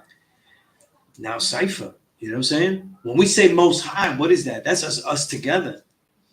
You know what I mean? So there's no big G, little G thing. You know? We don't teach that. Because there's nobody you talking to that's going to come down and do that. There's no access points where you're going to access a higher reality. So it's only like the respect of like the word that you give yourself. That's just you, man. It's only you, right? It's you. You know? And if you're not powerful enough, that's why you build with those that are the true and living gods. Right? Allah is one when we all come together. You know what I'm saying? That's when we most high. But there is no most high but you. You know what I mean? Yeah. We take out all the mystery, Claudio. All the mystery. You know what I mean? We lost no time searching for that which does not exist. So the only way that I can be like blasphemy and idol worshiping is like when you like love something else more than yourself. Like that's like gotta be the most disrespectful thing. You gotta think about that, right? Think about that. You know, if someone says, like I said, I have daughters, right? And they can say that phrase, right? I love them more than I love myself, though. I think it's a moot phrase. It don't make sense, though. Because if I love them and was willing to sacrifice everything for them, though, one of the greatest sacrifices I could do for them is to make sure that I thrive for them. You know what I'm saying? People be doing that, though. People are always willing to give their life for something. You know what I'm saying?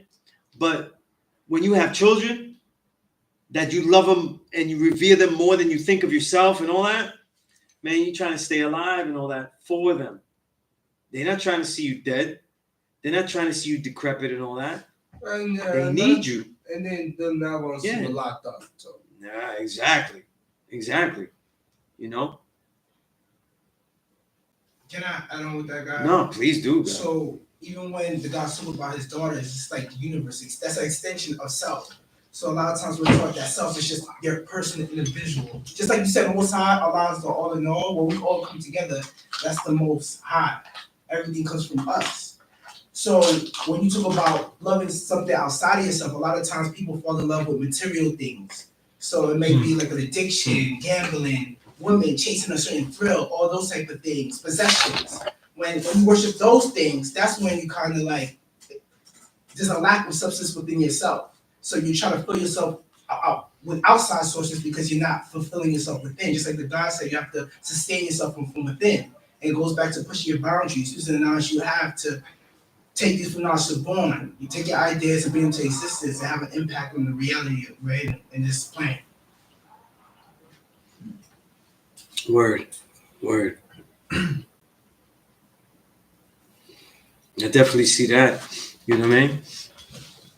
But yeah, it takes thought. See, we gotta figure out what makes all things. Yeah, You know what I'm saying? But then it was like here before we was here, but we're the creators of it happening right now. Because I feel like every time you say like you gotta trace it back to the history, and that shit was like right there. Feels like I feel like it's happening like right now, kinda. But like I don't know how to really say it, but you know what I mean, man. Time and space are all measurements, though. They only exist because moments exist, right? But each moment, though, was already the moment. So every single moment, though, is only in time and space, though, because we've accumulated them, like the Asiatic calendar. You know what I mean? But they only exist because we created those moments, right? When you start to study things like quantum mechanics and stuff like that, you realize that there's no difference between matter and energy. You realize that they're one and the same. And you realize that we affect everything that is being made. You see? And that there is a continuum of things being made, right? They're like changing Yeah, right now. and it's not anything new. The ancients, right? When we get the Kabbalion, what does the Kabbalion say? The Greek writings of what they learned from Egypt, right? Kemet, right? Known as Egypt. They said that the all is the mind and the mind is the all. And the universe is created by the mind and can only be affected by thought. So all of these ancient teachings are saying that only thought creates everything. You see? And the more you study neurology, and which is a burgeoning science, there's more and more found every day. They know that that thought has its own power, its own speed. You know what I'm saying? Yeah. And its own swiftness, and it leads to what things in quantum mechanics about entanglement, being at two places at the same time and stuff. The connection between things throughout, like infinite distances, massive distances. Yeah. And that's why the sciences are important to study, though, and relate them back to man. I want to say because earlier I was recording my degrees, and I was recording myself while doing it. And while I'm quoting my degree, I'm thinking about a whole other situation, but I'm still quoting it like perfectly though. You see? So like you even saying that thought travel at its own speed. I'm on a whole other thought path, but my body is still quoting the degree. I'm still doing what I set out to do. At the end of the day. I see that, though. That means it's ingrained in you, God. Yeah, it's there. I like that. You know what I mean? These degrees were memorized, though, because you're going to come into a situation and you need a playbook of hell to match up to. These are the horrible things that happen. That's most of 120. These are the horrible things that happen, and here's how they reflect today and what you're seeing. You know what I mean? And if you don't have that, though, then you can't really fight in this reality. The supreme mathematics and alphabet are the answers. So They're not answers, though. They're simply the nature of you. Right. And regarding the universe, what has been created by you, the law and order of how all things are created. Everything going to go from knowledge to born. And that's why the practice now is to look at things that you have done in your life that were successful and see how did it go from knowledge to born. You go through it, you say, listen, I knowledge this, and then I did this. That was the wisdom. That was my understanding when I took it to you live out the culture. You got to go through your life like that. You go through your life backward to see it, and then you go and write your own history in advance when you really master it, right? And say, I will do this, right? I would like the end goal. Yeah. That sounds like the book I was reading, The 7 Habits of Highly Effective People. Yeah. Like, it's like everything you're saying, like he kind of saying. Because these people, though, people think that like white folk are coming up with new things. Nah, he said that he just put it together. They're studying all of the ancient texts themselves. Ancient, right? Yeah. You said the last 150 years. One of the first great self-help books that's most famous is Think and Grow Rich. You ever heard of that by Napoleon Hill? Yeah. Napoleon Hill got the idea of writing this stuff because he started to interview rich people. He had all types of hustles, but one of his hustles was being an Egyptologist. So he was seeing a lot of the Egyptology and stuff. When he wrote Think and Grow Rich, you could see the Egyptology going in there because he was writing about transmutation. He was talking about, you want to make money? You've got to transmute all of your energy into doing something worthy for that cause at the time. What he meant was, if you feel like having sex, if you feel like eating that, if you feel like doing stuff that doesn't have to be done, take that energy and use it toward this. That's called transmutation. When you have an energy for a certain thing and you use it for something else. You know what I mean? That ain't no thing that he was taught by these rich people. That's the Egyptology shit. That was shit he was reading out there, But he also was interviewing rich people, and he figured, like, the insights they're giving me, if I make a little book about this, though, people will see how these guys got rich, and they'll at least engage in these things. It's one of the biggest sellers now. I have it if you want to read it, though. You know what I'm saying? Right? In fact, don't think not. When Supreme Understanding, his How to Hustle and Win is really based off that framework of Think and Grow Rich and 48 Laws of Power. You know, same format.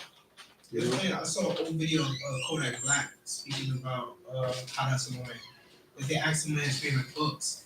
And then he was like, how to hustle and win. But then he was like, it don't even sound like, it wasn't a book like how it sounds like. Like, you think you just about some hustling. He was like, yo, I learned so much from that book. Right. Yeah, he really used that framework, you know what I'm saying, to really get them into it. You know, but what is hustling though? It has so many terms though, you know what I'm saying? We look at hustling like the work you do that is shady to get what you want. So the legality is not there, and then also the morals and ethics may not be, most likely don't need to be there either. You know what I mean? But when you look at real hustling and stuff like that, that's the plight of almost every individual that's oppressed. And if they're really working and if they're really doing this thing, they're hustling some kind of level, you know? Like being productive, basically. Yeah. But just bringing the ethics and principles in a way where you be Right. civilized about Because the way he was writing it and the way he flipped it was, we got to hustle to be righteous. We have to do things that they don't accept to be righteous. You know what I'm saying? We have to go contra the society to remain righteous. So we have to know how to play that game. You know what I'm saying? That's why these books like 48 Laws of Power and stuff like that, all of those books are useful to read, you know? Because a lot of devils really use those ideas. You know what I'm saying? They live by those ideals and principles. We don't, you know? Yeah, they're not strong enough to hold in the future. They're going to build a foundation. Because they're like a facade of personality traits and stuff like that, right? It's what's most easy. You know what I'm saying? Yeah. It's what's most easy. It's always collapsing too. They have to restructure it every time. Blood sucking collapses all the time. You know? That's why definition of that? Say blood sucking means that you're oppressing someone and using all of their resources, facilities, and abilities and energies for your gain. You know? But that's when they do that, it always crumbles though. You know what I'm saying? So look at their plans though. They always have to make new wars, right? They always have to make new products that hurt you. I mentioned the COVID vaccine. I mentioned other things, right? Transhumanism, all these things. You know what I'm saying? They just keep making up things so they can bloodsuck you and keep you, in a state of being bloodsucked, where you're not thinking, where you're not questioning things, where you're not finding your own destiny. You know? That's what this whole transhumanism thing is. How can we keep humanity alive and doing things for the society, but not have that much of a veering path, you know, where they have free will to go right sideways and do what they want? No, I'm not gonna have that. You know what I mean? You know, people keep telling us like, yo, you gotta accept technology and stuff. It's gonna come anyway. That's not necessarily the case. You know what I'm saying? It's not necessarily the case though, you know? All technology that's made is usually military warfare. You know? Like this phone. All of this is military warfare. Why would you need something like this small to take pictures of? Right? So if you ever go, you old school, you watch those old programs though, where they have the secret camera and they're taking pictures of all the documents to spy. What the hell is this thing? This wasn't made so you could take pictures with your girlfriend. You know? This was originally made for warfare, spying. You know, the most important part of warfare.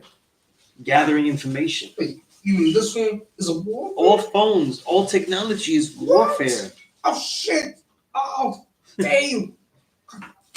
Well, not yours, right? You know? But I'm saying that's what they were have made now. for. If they give us this, imagine what they're using now. Yeah. And Well, they're look, telling us, people like video games, right? They became more advanced, right? The greatest drone fighters and killers, though, where do they recruit them from? Yeah. Video game legends, guys that win these video game tournaments and everything. That they're superior. They get money flying these drones. We kill these people here and everything like that. Yeah, they're the ones manning the drones. You know what I mean? A lot of the military training is going to like the VR side of things. VR. Virtual reality. Yeah, remote control. Alright. They even got like the boats right now too. Yeah. Sinking submarines, they wild and killing man, kid, Absolutely, you know.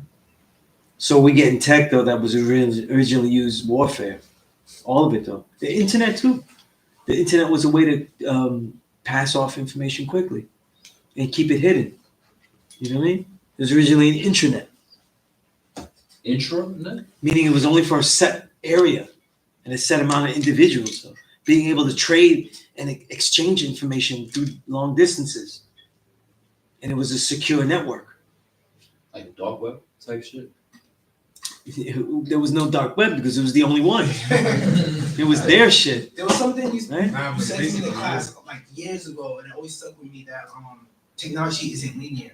So we think that Right. we see the things that we have now. We Right. think like, oh yeah, like Yeah. this similar society, they advanced it, but we had the same sciences, but we just did things that was conducive to the planet Earth. So When we they just study taking. the John Anthony West, his work simplifying R.H. Weller, Lubitz, and others, they were finding technology in ancient Egypt, Kemet, that was so profound, but they made the choice not to destroy things. So, like, for example, they could have made skyscrapers, but skyscrapers ruin the land, though. You need to make a bedrock and you need to secure the land in such a way where you can't really use the land now. It's stuck there.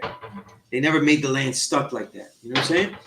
So the technology, the cars, all of these things, right? They use the fumes, the fuels, right? These are things that they never ventured into because extracting the fuels and things like that would have been a problem. You know what I mean? They knew what was detrimental and for the most part weren't delving into things that were hurtful to the societies. You know?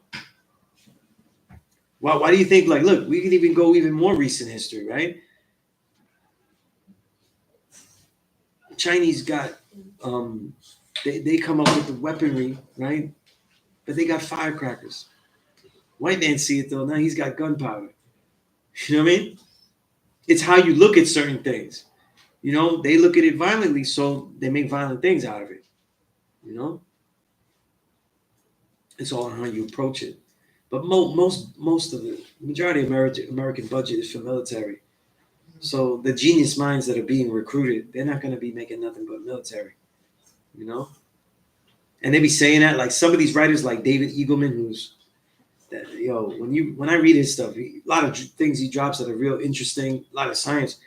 But his books on neurology and the technology, I'm like, this dude is Yakub. Like, he Yakubing out here thinking that, like, he's like, oh, we're gonna help people. He talks about the tech, right? There's tech that they're making where they can add new senses to the human body. Because remember, one of the things about transhumanism is that they want to augment the human body. But you know that when they augment the human body, not augment the human body to make sure that you, brother, who can't see and are blind, so you can have a better way of living with new senses. Nah. They're trying to augment their military. You know what I'm saying? The way they control us, who controls us, all of that, right?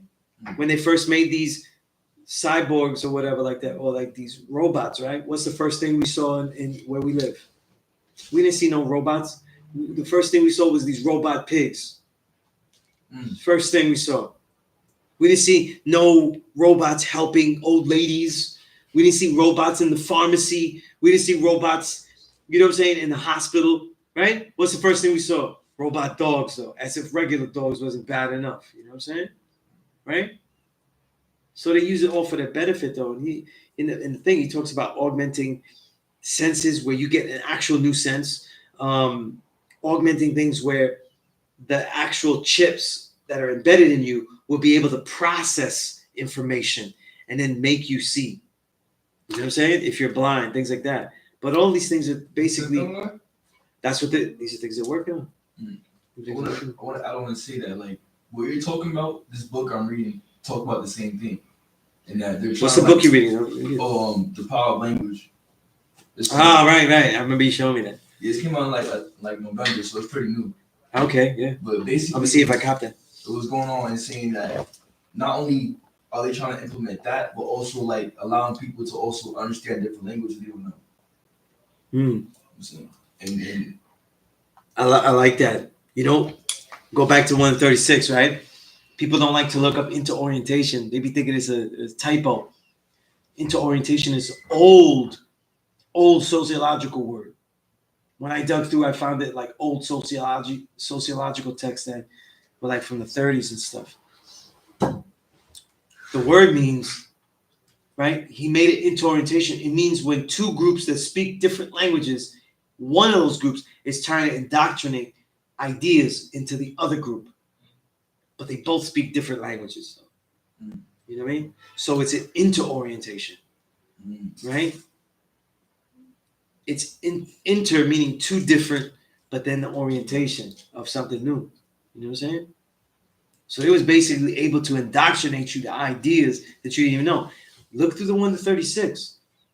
He didn't do that by telling them. He did it by instilling fear. They instill fear in you, and you start to listen to what they're saying and by what they're doing.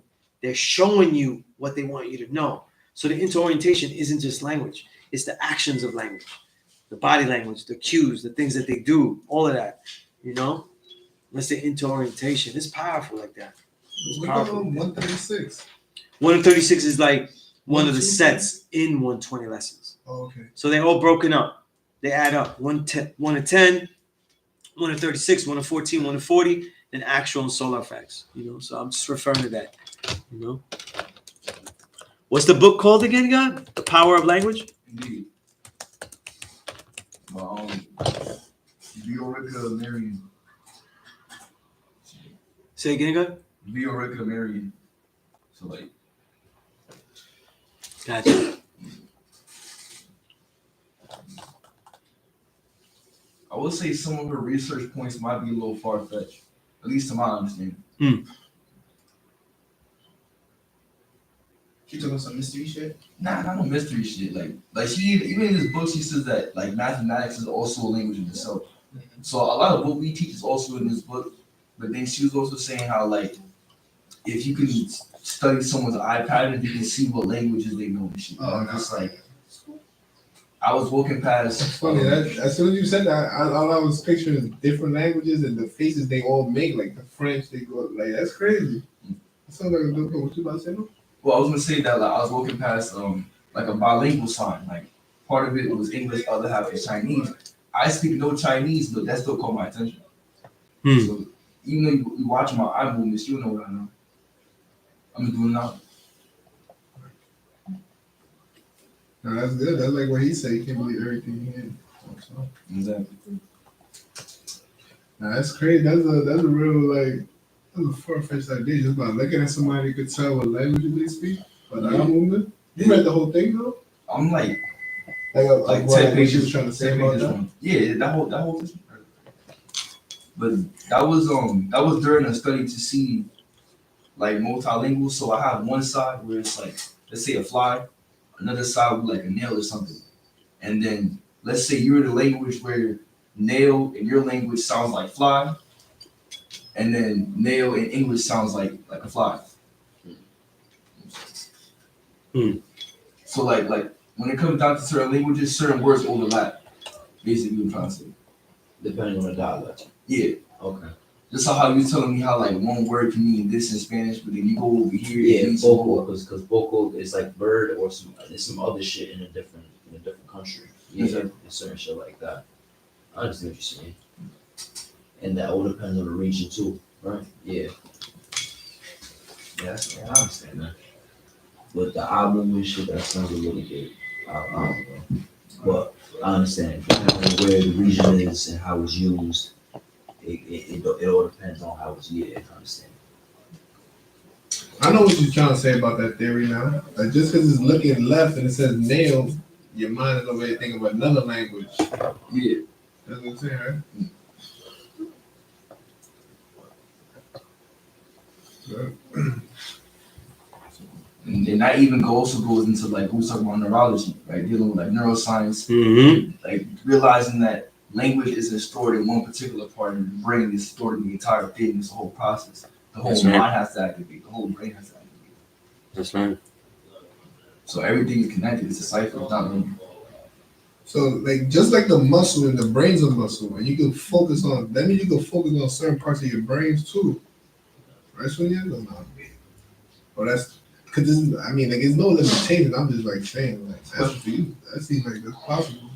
What to focus on? What? Like certain areas of your brain to make them strong. No, what? It's not about. No. When your mind is problem solving, you challenge your mind. The brain grows telomeres, literally like attachments to each other. The more telomeres your brain grows, the more deeper it deals with solution making and problem solving, and it becomes deeper in network. That's how you want to build your brain. When the brain gets injured, though, it has the power to actually make up for those parts in the other sides of the brain to some degree or another, you know? And that's what they find most about neuroscience, because most of the neuroscience is basically studying brains that were destroyed or injured. You know, like that famous factory worker or something that he got like a pipe that went straight through his brain. He didn't die. They took it out and everything. But now he was a dick. He was a great guy, and then all of a sudden he's a jerk. Like his whole personality changed and shit. Or like I'm reading this one, Oliver Sacks. He was a neuroscientist. I think he passed away. I'm pretty sure he passed away. And I'm reading his book Musicophilia, and he talks about like a guy who got hit by lightning in a phone booth. Hit him in the face, and it went down. Like it hit the phone booth, so it hit his face and went down through his left leg. And he didn't get injured in any kind of way. Like when he had heart problems, he didn't have none of the tests would show anything. But he totally changed though. He became obsessed with music and shit. And he was like messing with the piano like all night and everything like that. He had compositions in his head. He had to try to get it out, but he didn't even know how to write music, but they're in there. So like he became different. It charged up something else in his mind, like his creative aspect. Like it's almost like it charged him. Literally, right? And it changed his life though. And his wife couldn't mess with that. And she, you know, like the way he was, and she divorced him and everything. Like a fridge open, the food gonna go bad, right? Yes. Oh, so it's like we changed it a little bit. But I can't put you on one. No, but that's what. Yeah. So there's a lot of interesting stories like that. But you know, when you challenge yourself, when you read things, when you challenge your mind, though, when you train, you know what I'm saying? When you try to create, you're telling you that you're the true and living God, and you're not going to go try to create things. You know what I'm saying? You ain't got to be great at everything. You just have to enjoy create things. You know what I mean? That's what builds telomeres in your brain and everything. That's what makes the mind stronger, you know? Like you think working out hard is good. It's just going to make you a dumb jock. People that work out hard don't even test themselves.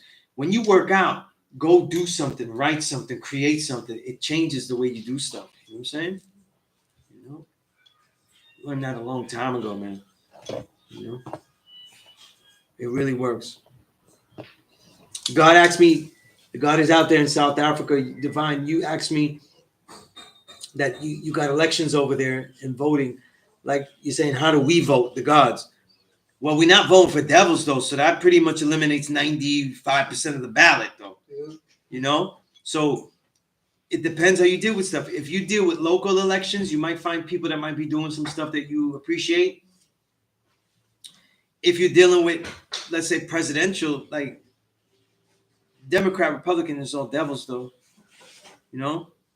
Biden has done as much, if not more, devilishment than Trump. So I don't know who you know what I mean? Like, it's not even, you know, if you were to vote for somebody that's getting some kind of traction, you want to vote for somebody different, I'll probably say with the presidential election here, I'm just talking about here, you probably go with RFK, because at least RFK wants to get, you know, knows about the vaccines, knows about that, does the Children's Defense Fund, so at least the health of children matters, you know, even though his stance is pro-Israel, though, you know, they be supporting him, but he dropped a jewel about Israel, and you know, devils they be admitting shit though, you know what I mean? But he said, listen, just like my uncle, because his uncle's John F. Kennedy, right? And John F. Kennedy was pro-Israel, and he's saying this because without Israel there, we don't have any control in the region. There's no crackers in that area. There's no white strongholds in that area. And that's why Israel needs to be there. You know what I mean? So when he said that, he's not wrong, but it's still devilishment. You know what I'm saying? It's still devilishment. You know, so they told you to sometimes they tell you the truth though, because they got nothing left. They got nothing left. Because they can't lie anymore and say that they're not just killing every man, woman, and child in that land. You know? They One can't say it no thing more. to me right now, it seems like they're pretty overt at things. It seems like they got to the point where like this is the truth that y'all can't do nothing about. Yes. To some extent. Yeah. That's But how they- when you that's study how the they history farm, of right? Israel and Palestine, everything they're doing now is not new. It's just like a lot of other wars. We're seeing it more because the youth of today, thankfully, they're sharing all this on the Instagram. They're out there in the colleges right here. They're protesting. You know what I'm saying? They are. Yeah, Columbia right here. Columbia's right here. Yeah, sure. Yeah. They started. Nah, don't go By the way, the weekends, let's doing protests in their style too. Like, Yeah. like yeah, they got the Malcolm X hoodie and then Malcolm X shirt. Like, you know. Yeah, I know about the college protests that they're doing against Israel. You know? Oh, I didn't even know that. Cause I got an email for it, but I ain't Hey, know. man. You didn't know what's going on at all? Nah, I know what's going on. Oh. What's going on like across the whole America? Hey, bro. He told me I was going. But I got a lot of books if you want to read about that history, because it's real devilishment. The Israeli state is Zionism, right? But that Zionism is a devilishment for was originally Christian Zionism, right? The Christians didn't want their countries, particularly England, overrun by Jews. So they said, yo, let's make a spot for you then. How about we take this right here? And then they took it. The British with the Balfour Accord takes that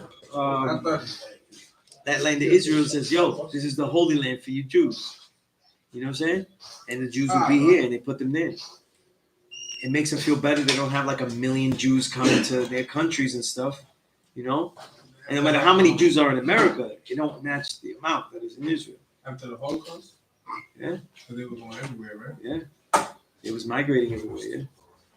You know? See, the Jews, though, are a population that include a lot of different things. Mainly white, though, but there's a lot of half-original populations in there. A lot of half-original populations. And there's people in Israel that are Jewish and Muslim, that they're original. You look at them and they black. You know what I'm saying? But there's the cultures that they had, though. You know? So my question is, were the Jews like were Jews also black at one point? Best book for that, Dr. Yosef Ben Yakinen. Wait, you follow that too with the Lost Tribe? No. I'm not giving you Lost Tribe and Israelite shit. I'm giving you real archaeology here, like real study here. Dr. Yosef Ben Yakinen wrote many books. So one of them was about the Black Hebrews. Great book. I think I might have the PDF for that. It'll be a damn big PDF though. It's old school. But all these original religions though, they were mostly black. You know what I'm saying? But it's how they got used though. Remember, the devil has to increase in population, right? When the Yakub makes the devil though, there's not millions and millions of devils. They're people that have to be taught by Musa to infiltrate and become part of societies and make their breed. So they have to breed with, original people. So You know what I'm the saying? Yakub, that's the enemy? Yakub made all the devils. So we go back to how did whites all of a sudden come about? There's no history of them, and then all of a sudden they come. Archaeologists Ivan Van Sertim and others have noted that whites appear all of a sudden. So how did they appear like that? And then how did they appear genetically recessive like that they could multiply this way? You know what I mean? If that means that the Yakub created the devil, that means that at one point the Yakub was God? Yakub is an original black man. Right? So what you think, right? That. There goes the contradiction then. There goes the conundrum, right? We made this. We made everything. You know what I mean? But these people came out weak and thus wicked. You can't make a wicked person. That's a horror movie. You can't make that. You got to make someone so weak that they are prone to wickedness because they have no way to consistently survive on their own. Whether nutritionally, whether physically in the environments and stuff, right? White people actually couldn't build America physically. They couldn't even take the temperatures in the South. You know? They couldn't build any of this. It goes back to what you're saying about keeping us in a survival state. So Yeah. we're now allowed to flourish, actually take a step back. If they're here, right? If they're here, they got to bring us down to that level. And now we're all kind of in their equality. And it keeps that status quo the same to maintain. Exactly. You know? So these are all things. When these devils are made, how do they multiply? When you read Chancellor Williams' Destruction of Black Civilization, the subtitle of that book is, if I remember correctly, from 4000 BCE, before Common Era, to 2000 Common Era. That's 6,000 years. So someone that's not in our nation, don't know none of this, never was in this nation of Islam, he wrote the destruction of black civilization, gave the time period of 6,000 years that he was writing about. I think it was 5,000. I can look back and check. Now, if I remember, he started from like 4,000, so it'd be 4. Yeah. But he gave that time period that equates to ours, what we say. You know what I mean? And what did he say? He said they didn't have the numbers, but they had to continually to infiltrate societies and make their own breed by convincing them of something new. Half original. And isn't that the principle of the 1 to 36? There's something else. You know what I'm saying? That trick, that con. That's why I call the 1 to 36 the con. That nature of the con, you know? There's something else. The grass is greener here, you know? There's something else for you here. You know, riches, whatever it's going to be.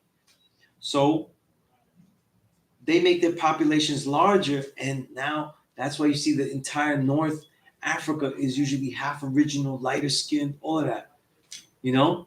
And not saying that white people made all of those people light skinned. I'm saying that's what they were attacking. That's what they were going for. You know what I'm saying?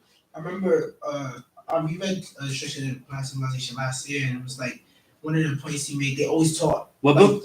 Destruction of Black Civilization. They always thought about things long term. So I won't be able to see it, but if we go over there and mix with these people generations later, you wouldn't even tell the difference between who was originally here and who wasn't. Right. And we playing the long game, while a lot of times we were playing the short game, like instant game right now. And that's why sometimes you got to think, like, when the lessons don't make sense. Like, it's possible. But why would people have a long game if they wasn't taught this? If they wasn't given that tradition of the long game? You know what I mean? So people go, like, these prophecies, they sound crazy in the 120 and stuff, but somebody was giving them a long game. And it was more possible than the long game because populations didn't migrate large distances. Remember, we're talking about migrations where people would stay there for thousands of years. And that's where you get the different phenotypes, parts of Asia, parts of Japan, all that, because original people went there and developed these phenotypes. Phenotypes mean how you appear versus just the genetic structure. You know what I mean? This is something that's Diop talked about in Civilization of Barbers, and that the genetics are very similar or identical among many of the human families. And for him, he couldn't find the difference. But the phenotypical difference is from the nurture, the reality you live in. We don't see it now because we're all mixed and everything. And we also travel a lot.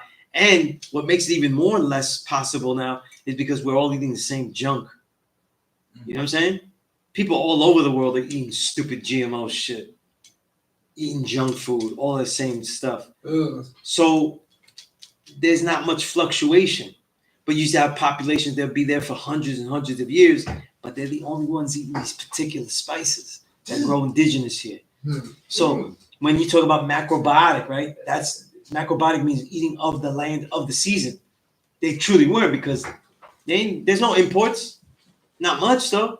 If they were dealing with other countries like they were, right? The original man was going everywhere. Yeah. The imports weren't like, yo, we're bringing this every day. Oh, you need more spice? I got you from India. Don't worry about it. Nah, they ain't. No, you know, you're not going to Amazon getting some spices and stuff, right? All of these things change the fabric of a person's body, the things that they eat and everything. You know what I'm saying? But that whole thing, the devil had to make populations larger and more powerful by what? Becoming part of the societies that were there. That's why Musa had to teach them, because they were sloppy. That's why they got exiled. And these exiles, all ancient cultures, almost tons of ancient cultures talk about the exile of a pink man. You know what I mean? The devil. The devil.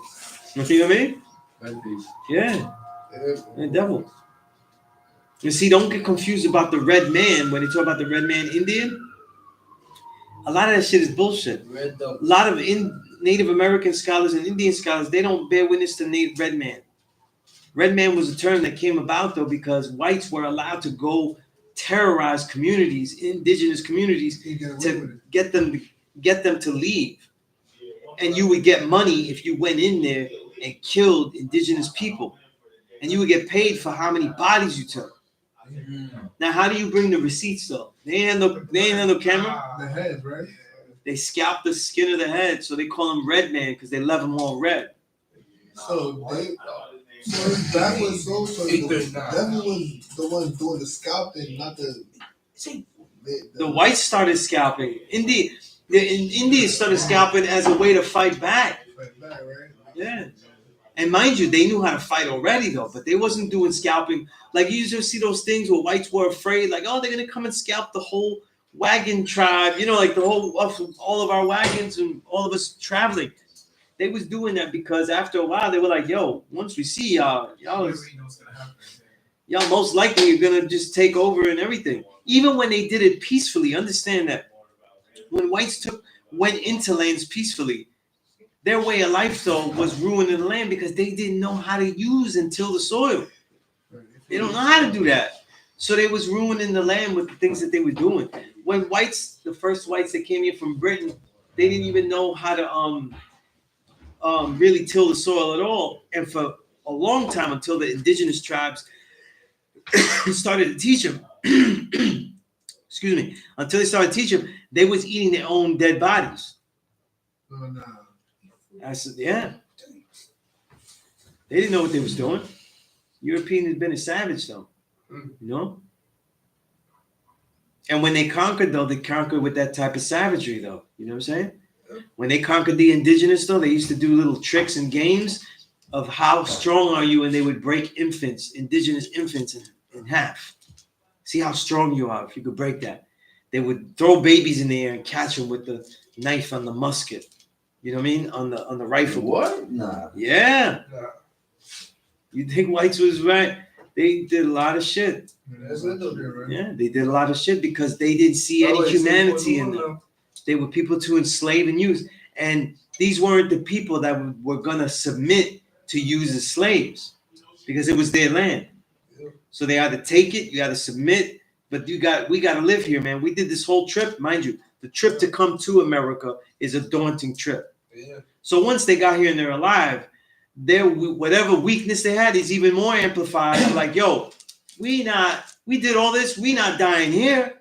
Yeah. We came through all that. We got exiled from out there because most of the people came to America and found America were criminals. Yeah. They was exiled. They said we have the freedom of religion. They was doing everything that was seen as pagan and savage out there, and they came here. Yep. So the real thugs, the real everything, that's America. That's founded America. Australia too, right? A lot of them there too, yeah. These are exile places. You know what I'm saying? Yeah, these are exile places. I was thinking, like, I was seeing how the indigenous, say, how they living over there. It's like way worse. I mean, like, we're kind of blessed to be born over here, like anywhere else. Depends how you see it, though. Depends, right? You know, because other people, they were all under an oppressed banner, but a lot of other people, indigenous places and stuff, and throughout Latin America, whatever, a lot of them was happy. You know what I mean?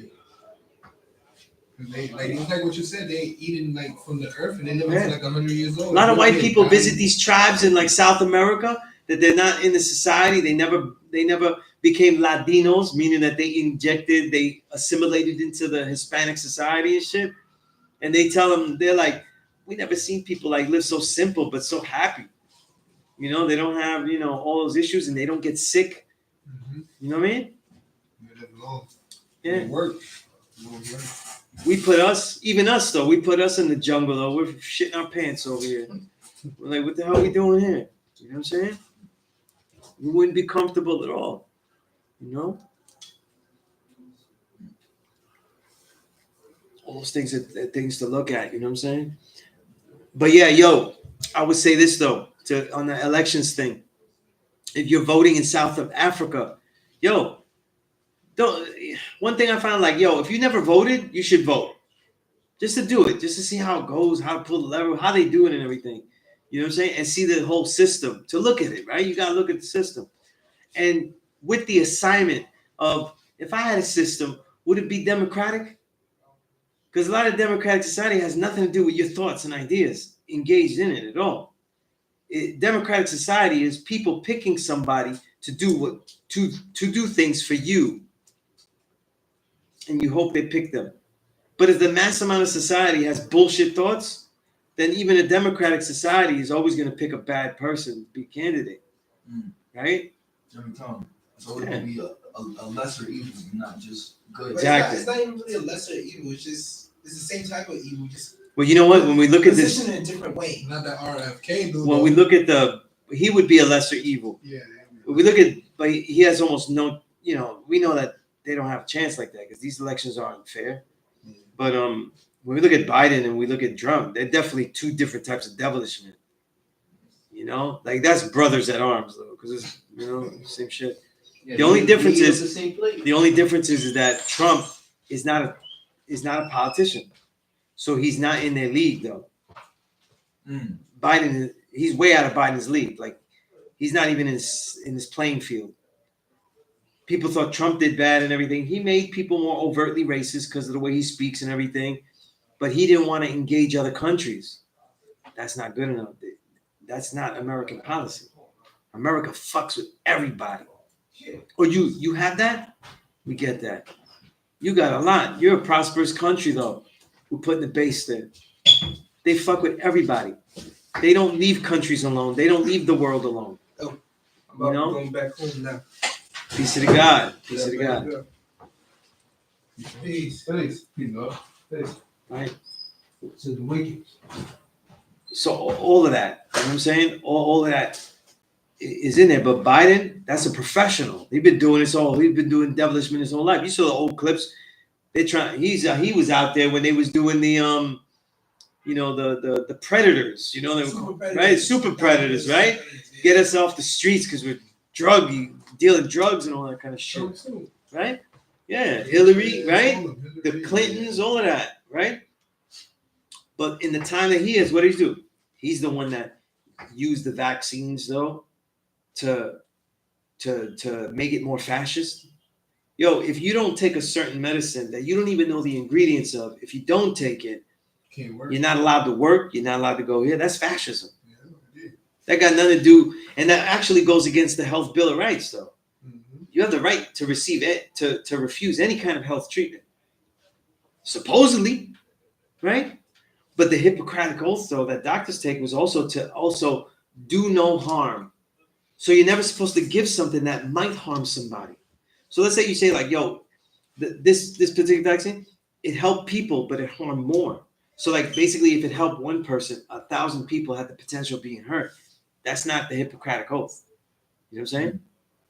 But my thing about that whole word is that it has the word hypocrisy in it. yeah, that has to do with the Greeks, man. It's all this shit. And You know what I it's mean? like I had looked in the dictionary and it's like Eh. it deals with the virtues that one does not possess. Yeah. See, the thing is, though, that's the funny thing, right? That actually makes sense. That word came about because people didn't give their word. You know what I'm saying?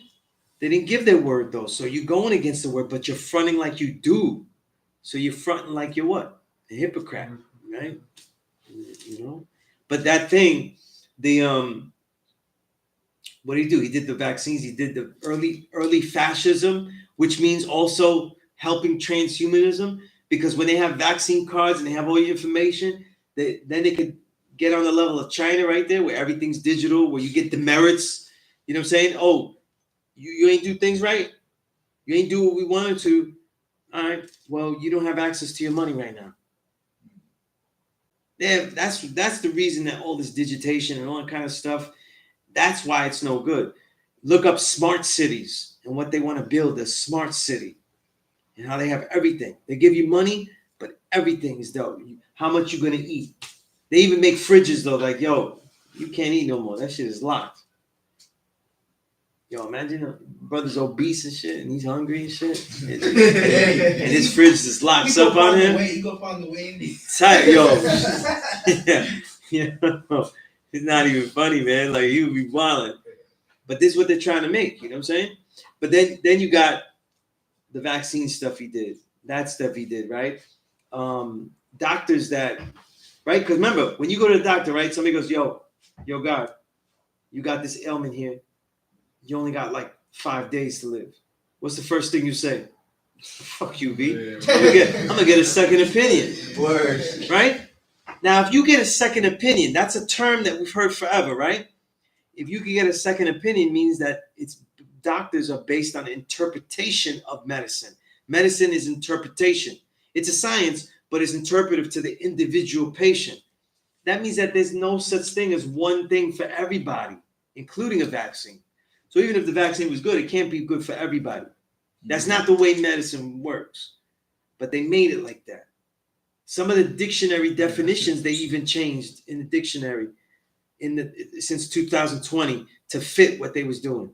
Because if they find out that no other medicines can help you, then now they can give you the vaccine as an emergency use authorization.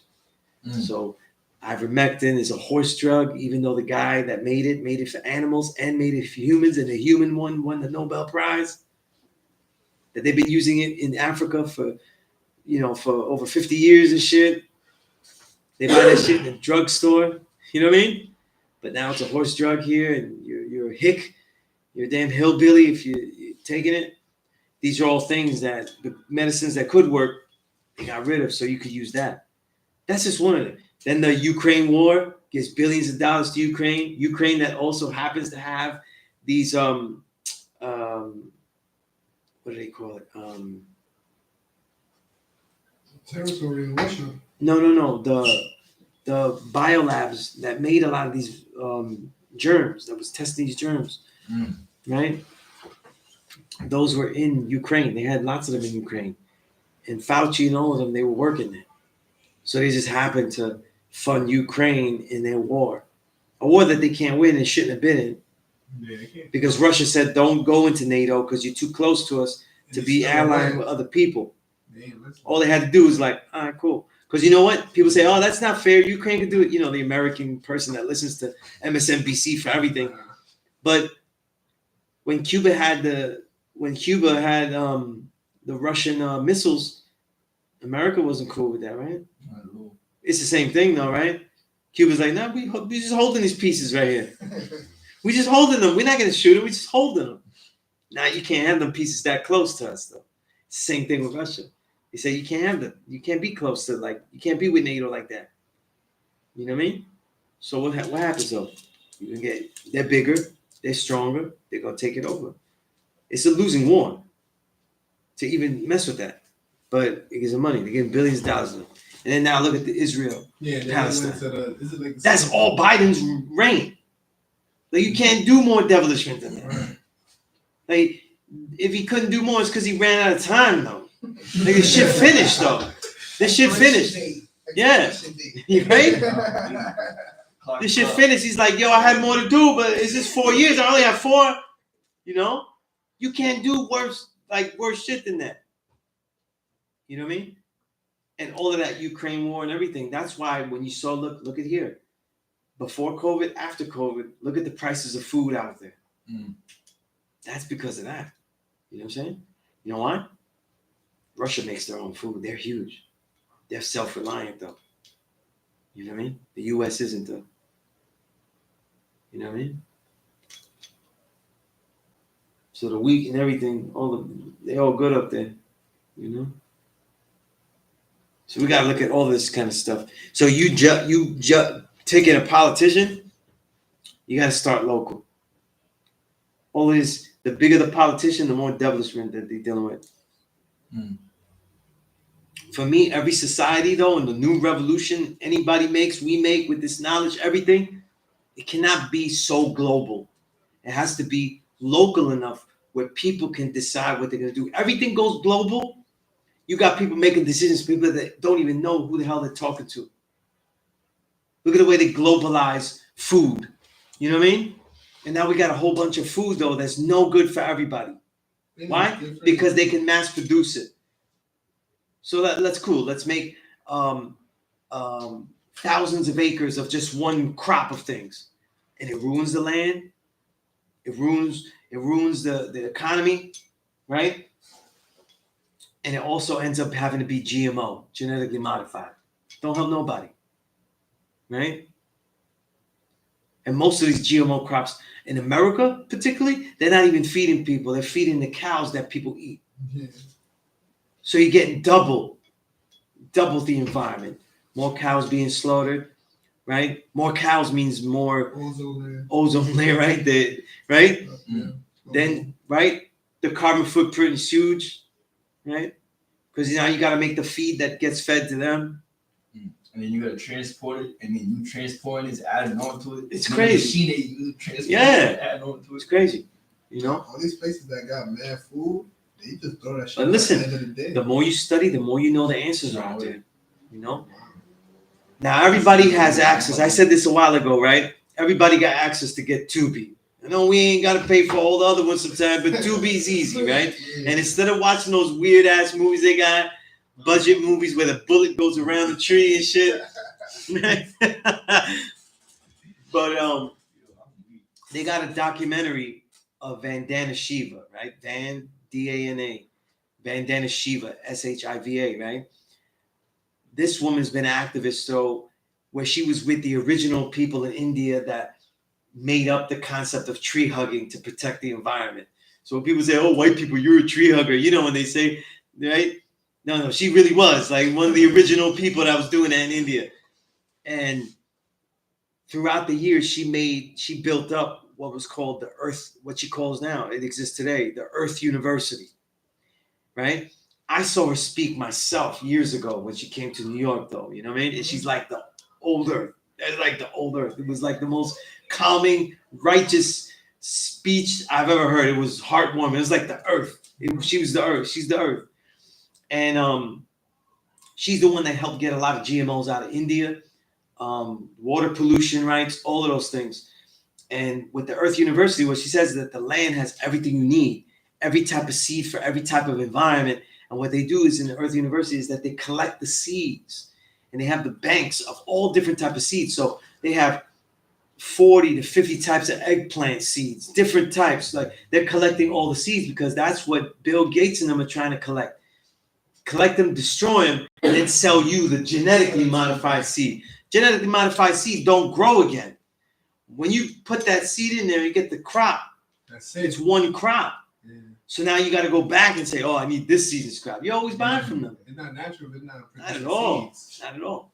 That's crazy. And the original purpose for GMOs was said to be they genetically modified it to put a vaccine inside the crop that was made in a pig, that was made alive in a pig, and splice it into the crop of soy so that the soy would be impervious to the bugs. And that shit didn't work But they mix the DNA. at all. That's crazy. At all. They make an anti-bug vaccine, breed it inside a pig, and then splice it into the crop, and the shit don't work. But it did work in being able to make a crop that can be patented. It is not of nature. It could be patented. So they're making extra money with that. That's Monsanto and all those companies, you know? So you got to look at all this stuff.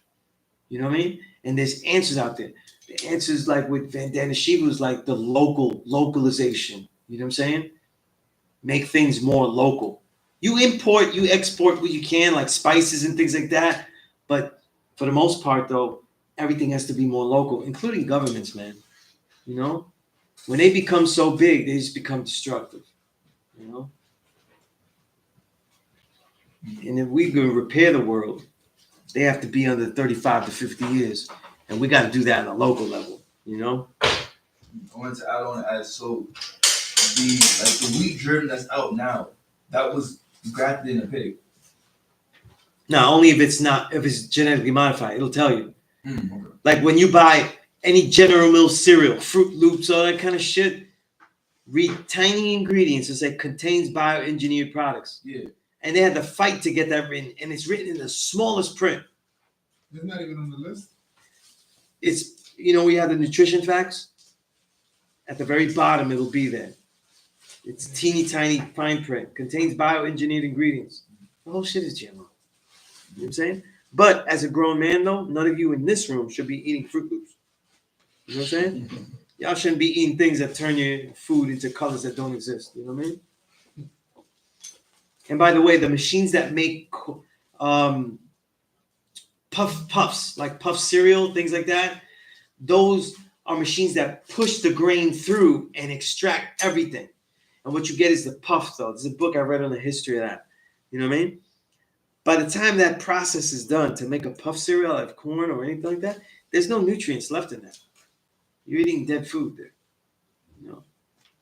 So don't eat the grown man versions either, like, corn puffs or shit like that. It's all, And the issue with that was people who was eating that food, they wasn't getting what they needed.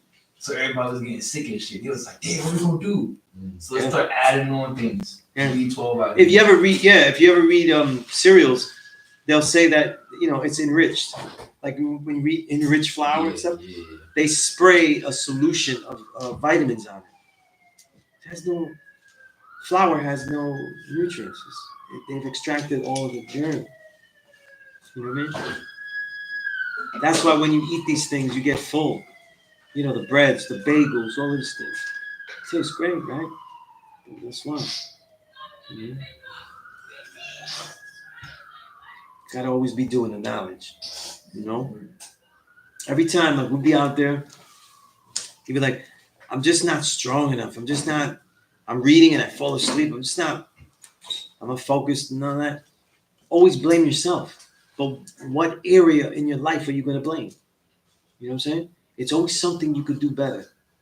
I could eat better. I could get better quality rest, all of these things. What can you do?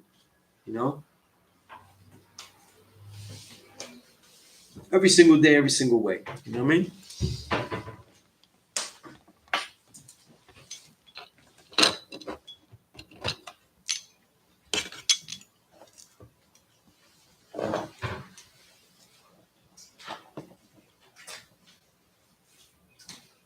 I see that, Dios. Yeah. Iman, good question. Iman asks, how do we civilize the uncivilized? You know what I mean? Well, the best way is to teach the children. Stop dealing with adults and shit. Listen, there's only one adult that you try to fix. You know what I'm saying? That is not family or whatever, and that's the woman you're dealing with. You know what I mean? They should be the hardest person to teach. You know what I'm saying? Because they're grown already. They are the hardest person. They're already grown, so they got a whole life of doing things successful enough that you wanted to be with them, right? They're 85 though, but they was good enough though that you was like, I want to get with that. So it's good, it's some good enough for something, right? But yeah. You civilize the uncivilized by what? Finding what you can share, being a model of civilization first, right? Making that model very easy to adapt to, making it where people could be like as you, right? So we teach civilization, righteousness, and all this stuff, right? Civilization, we show them where they're at, though. In other words, of this whole thing, what do you see that they're not seeing? The corruption, everything like that, right? And how the corruption is something that you can actually battle with the things you do, the choices you make, and everything like that. Then you teach them what? The righteousness, right? Well, you just ruined my world now. Well, what do I eat? How do I behave? What do I look at, right? Right? Because, look, two things. She may look great, but she may have been eating the slime occasionally without knowing, right? Eating the candies, whatever, right? But she also may have been voting. And I said all this shit about voting, right? So you're showing her what the real world is and stuff. You know what I mean? But how do you do that, though? How do you do that with an adult, respectfully? You know what I'm saying? Yeah. You gotta do it yourself, and they gotta, like what you said Yeah, before. right? You engage them, it's got to be your views and say like that. But, you kind of do what you got to do, You take a stand on things, though, right? We're not even doing a first date if you could be eating pork, though. You know what I mean? We'll deal with the voting shit later, though. No, Right? And that was easy. Now you voted for Biden. Let's see. Let me show you what you did. You know, right? But when you're dealing with civilized and the uncivilized, instead of looking at them as uncivilized, you see it as people that you want to help, people that you want to share something with. Because it gets too pompous though, for like civilized and uncivilized, you are civilized and I'm gonna fix you up. We sound like them, you know what I'm saying? That's what General Nelson A. Miles, that prick, said when he first invaded Puerto Rico in 1898 and took it over. He told Puerto Ricans, he declared, we're here to give you the gifts of civilization. Fucking society that's been around for, you know what I mean? 18. Right? Here's what he said, you know? So it's like, you don't want to treat people that way. You want to treat people like, yo, listen, I have a different way of life though. And it exposes a lot of things. And because it exposes a lot of things that I learned, I end up living differently because of that. You know what I'm saying? Right? People say, look, as soon as you eat like this, man. But listen, I read every single box that I read all the boxes in the back, not the front. You know what I'm saying? Less salt was a good reason for you to eat that shit. Me, I had to read the back, you know? I read the back of the box, you know what I mean? I cared about what was in the end. Like I went a little deeper in it, you know? People come to respect that. They're going to ask you certain things. They're going to respect it, you know what I mean? That's how we deal with the uncivilized, because they don't know that they're making the wrong decision, though. You know what I mean? It kind of remind me of that saying, like, people don't care about what you know until they know that you care. So once you come to the people, ask the people, they see that you're genuine and sincere in your intentions. Yeah. They'll be more willing to be like, oh, okay, that works, as opposed to like trying to oppress them or push your narrative on them, which is the same thing that the devil Oh, yeah. doing to everybody. All Yeah. people, so. You know, what's interesting, it's easier to show kids that you care. It just is. You know? And it's not about teaching everything you know, everything you think is most important. Find out what they need and you give it to them. You know? If they of that ilk to get the knowledge and stuff, you'll feel after a while. You'll be with them and like, oh yeah, this boy could get this knowledge. So like, he do something with this. And then you get it though. But you showing him civilization, the world, righteousness, how to be once he knows these things. Here's what you should do. Here's how you do it. But then after a while, they can be like, nah, I can control this myself. What am I? I want the control. I want to be like the way you be it. Oh, because you're the God. Then you get the knowledge of self. That's usually the pattern when we deal with people. But it's simple, though. It's sharing them. You know? Look at how much of an asshole would I be if I came here for this many years and I was like, I'm here to teach civilize the uncivilized. Everybody that walks in, voluntarily. I don't know who's walking in, right? I'm here to civilize you, son. You know? Oh, there's another savage here. I'm here to civilize. I'd be a dick, right? Multiply it by like 24 years. I'd be an asshole, you know? Like there was an old bill I read with Tumar, and he was talking about like some people use the 85% in derogatory term. Yeah. Healers of the sick, But, yeah. But at the end of the day, we're all 85. Let's move born in the nation. You people were born in the nation by 85, so we should take that narrative like say it like something demeaning. Yeah. Absolutely. You know, Wise Jamel used to get mad about that all the time, though. You know what I'm saying? And he used to come in, like, he'd be like, yo, this day, we supposed to love the 85, you know what I mean? And we had to love him because that's us. That's where we were at, though. You know what I mean? Right. That's why, like, I tell you to write a journal, because one of the things I want you to write now is what it's like here at this beginning stage, of you realizing what you once were, what you are. You know what I'm saying? Because the type of 85 that you were led you to be this too. And so that shit is something. That's a Papa Wu. That's what Papa Wu means on Iron Man when he goes, the boy that you was makes you the man that you are today. That's what he was talking about. When I first built with him, he gave me the half-hour version of that, the long build. But that's really what it was. It was like, yo, the things that you did as a child and the nature that you had is what you got you out of the mess. And the 85 that you were was a condition, not necessarily a reality. It's a condition. It was a dis-ease, a dis-ease that you was in. You know what I mean? That's how we saw the world, how they told us we should see it. Right. That's how we became, right? Yeah. The child tells him that, yo, there's a mystery God, you know what I'm saying? He's thin, frail, white, and he's going to save you one day and all that. You're a good boy. You're going to learn that correctly. I was a good boy. I learned that. See, when I was a kid, my father was totally rebellious against that shit. So Good Friday, he would do things like, yeah, they're probably eating a chuck steak back in the church, you know, behind everything, you know? So he deliberately would buy us meat and stuff when you're not supposed to eat meat on Good Friday. And he would do these acts of rebellion, though. I just kept in my head. I was like, oh, yeah, that's what's up, you know? I was feeling all of this shit, you know what I mean? So all that rebellion, I loved it, though. But, like, I was being a good boy, learning the rebellion, you know what I mean? That you're not just going to tell us stuff to do, though, and there's no logic to it. We ain't got to do that no more. We're not slaves and everything. We don't have to be scared. There's so much fear in Christianity, right? There's so much fear. That's the worst, to me, the worst part of it, though. They stop you from asking questions because you don't need to make that answer. He's got it for you. But then now, it's not only that, like most religions have that, but then there's a thing like, if you go too far, it's your fault. Yeah, you're going against Jesus and stuff. It's like, That was like blasphemy. Yeah. How dare you? Yeah. You're questioning too much, though. It's like you're disrespecting Jesus, though. It's I wasn't able to divorce Christianity until I got over my fear of going to hell and realizing that. That's what I'm saying. Yeah. I'll go where I go.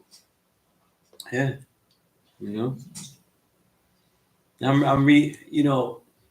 Look at women in general, even white women. What Christianity did to white women, though, and how they deal with their sexuality, though. They can't even enjoy it, though, because it's a sin. You know what I'm saying? So now they ain't even, they can't even have the mind for that. You know what I'm saying? All that kind of stuff. Because you're scared and everything like that. Fear, Yeah, man. That 1 to 36, man, fear is a big thing. You know what I mean? Fear. If you're scared, when you have fear, it's almost debilitating to even find the knowledge that could get rid of that fear.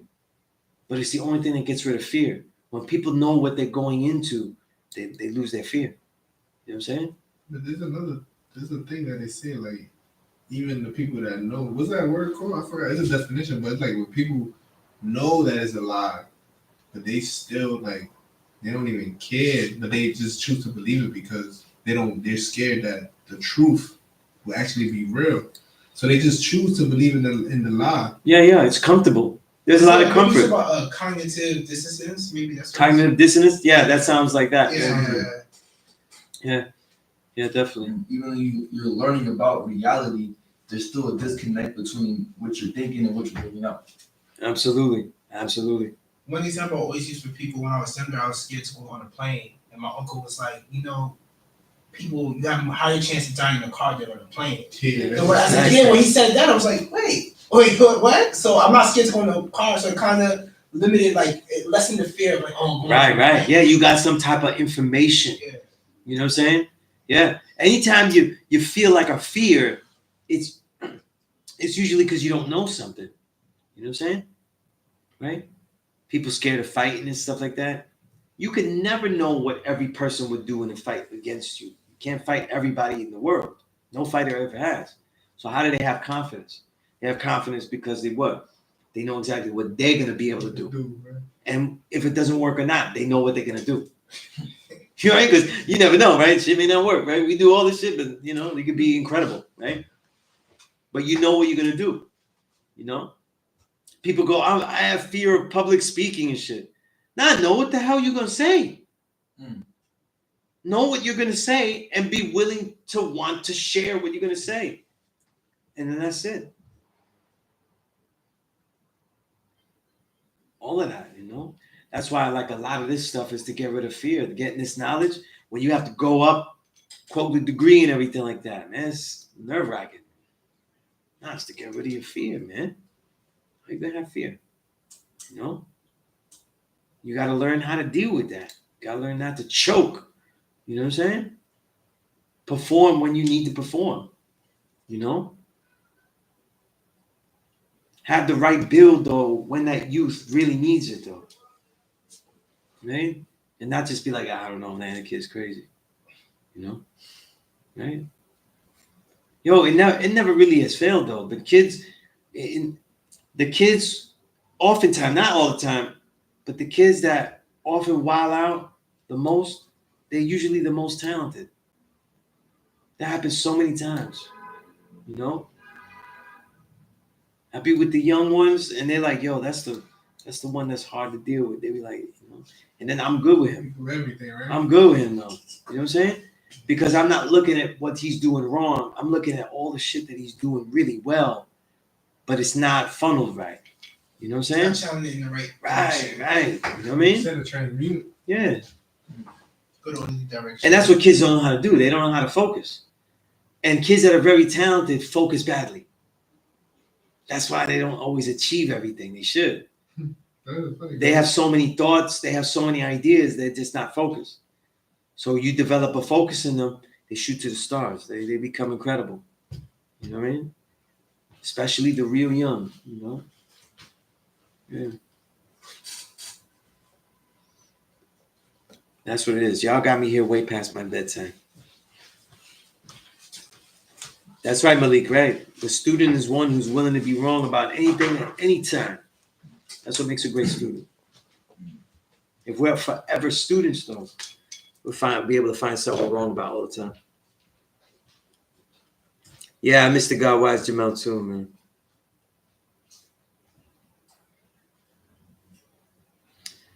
Divine, you actually, what name do they use in substitute for pork and other products as soups?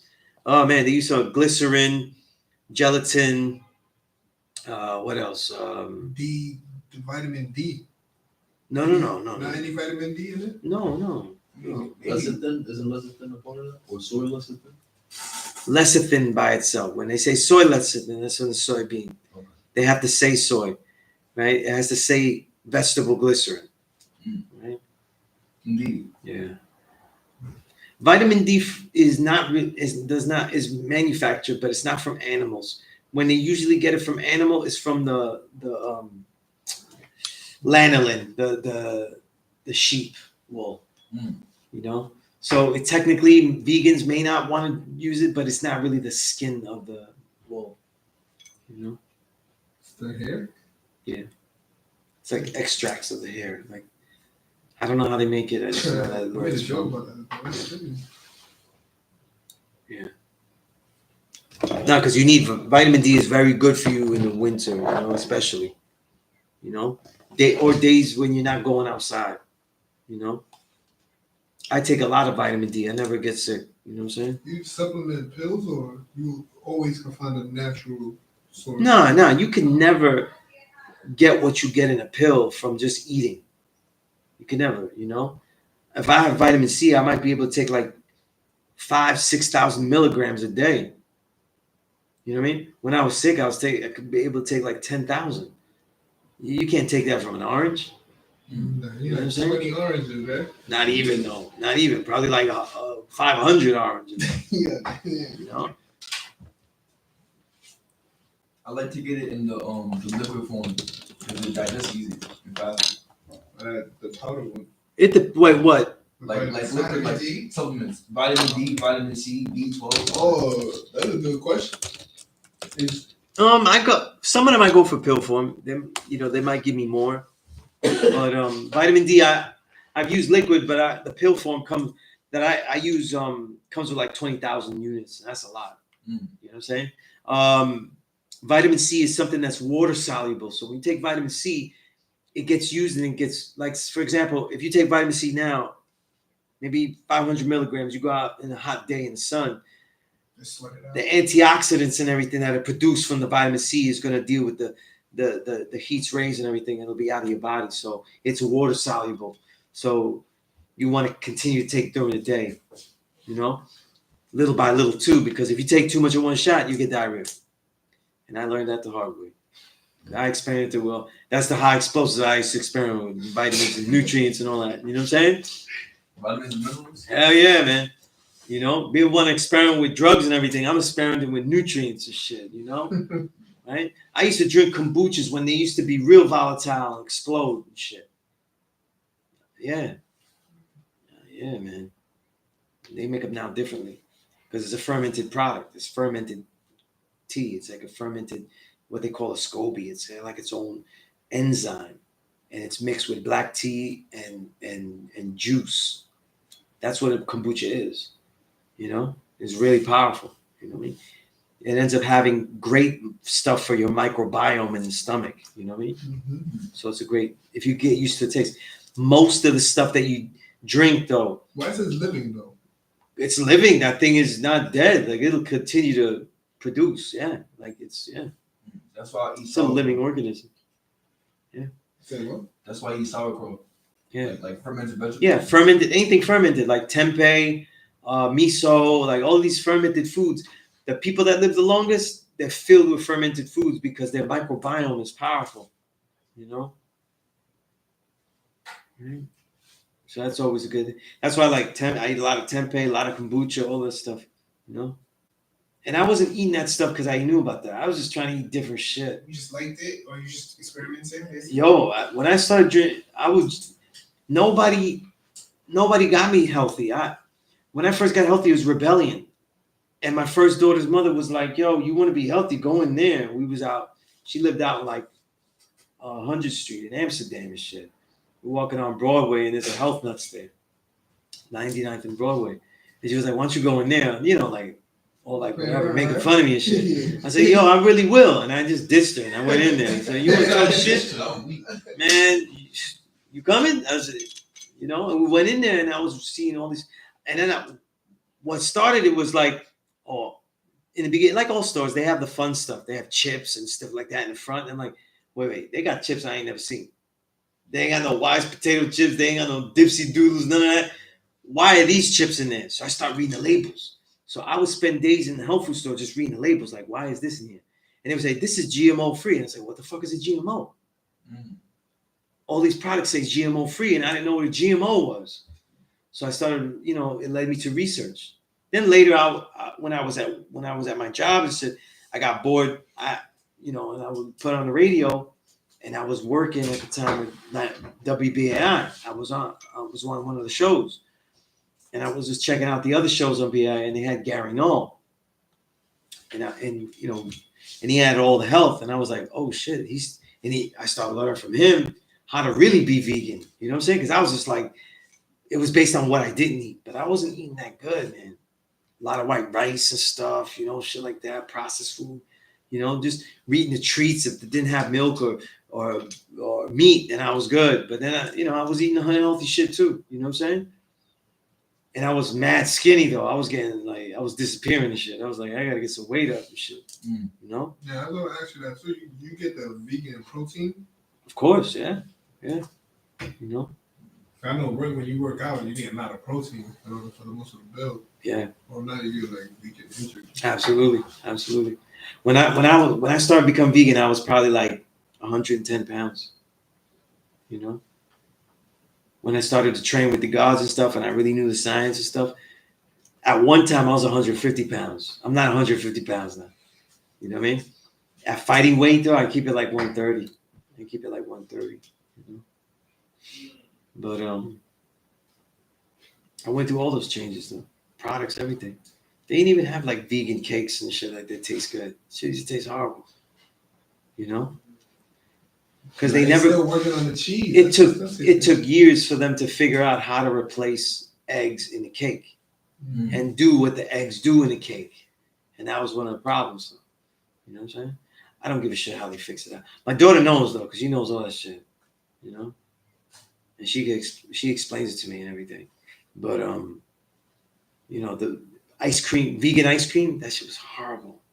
It tasted like water with like some sugar in it. It was disgusting. You know what I mean? It didn't have any flavor. It didn't have the thickness of ice cream, the constitution, none of that. Now it does though. Yeah, I don't know. Now it does. They figured it out.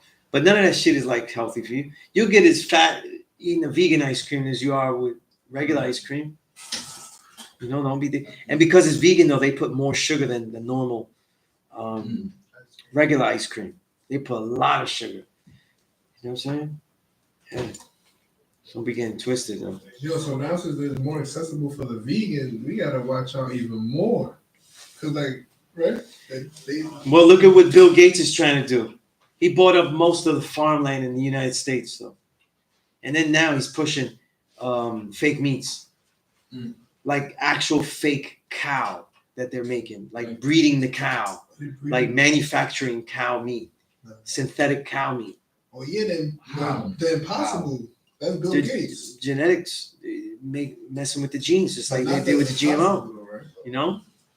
So it's really going to be a cow, but it's going to be a synthetic cow. So like We're not talking about like soy burger. Nah, that's what I'm saying. Yeah. You got the Impossible Burger, Bill Gates.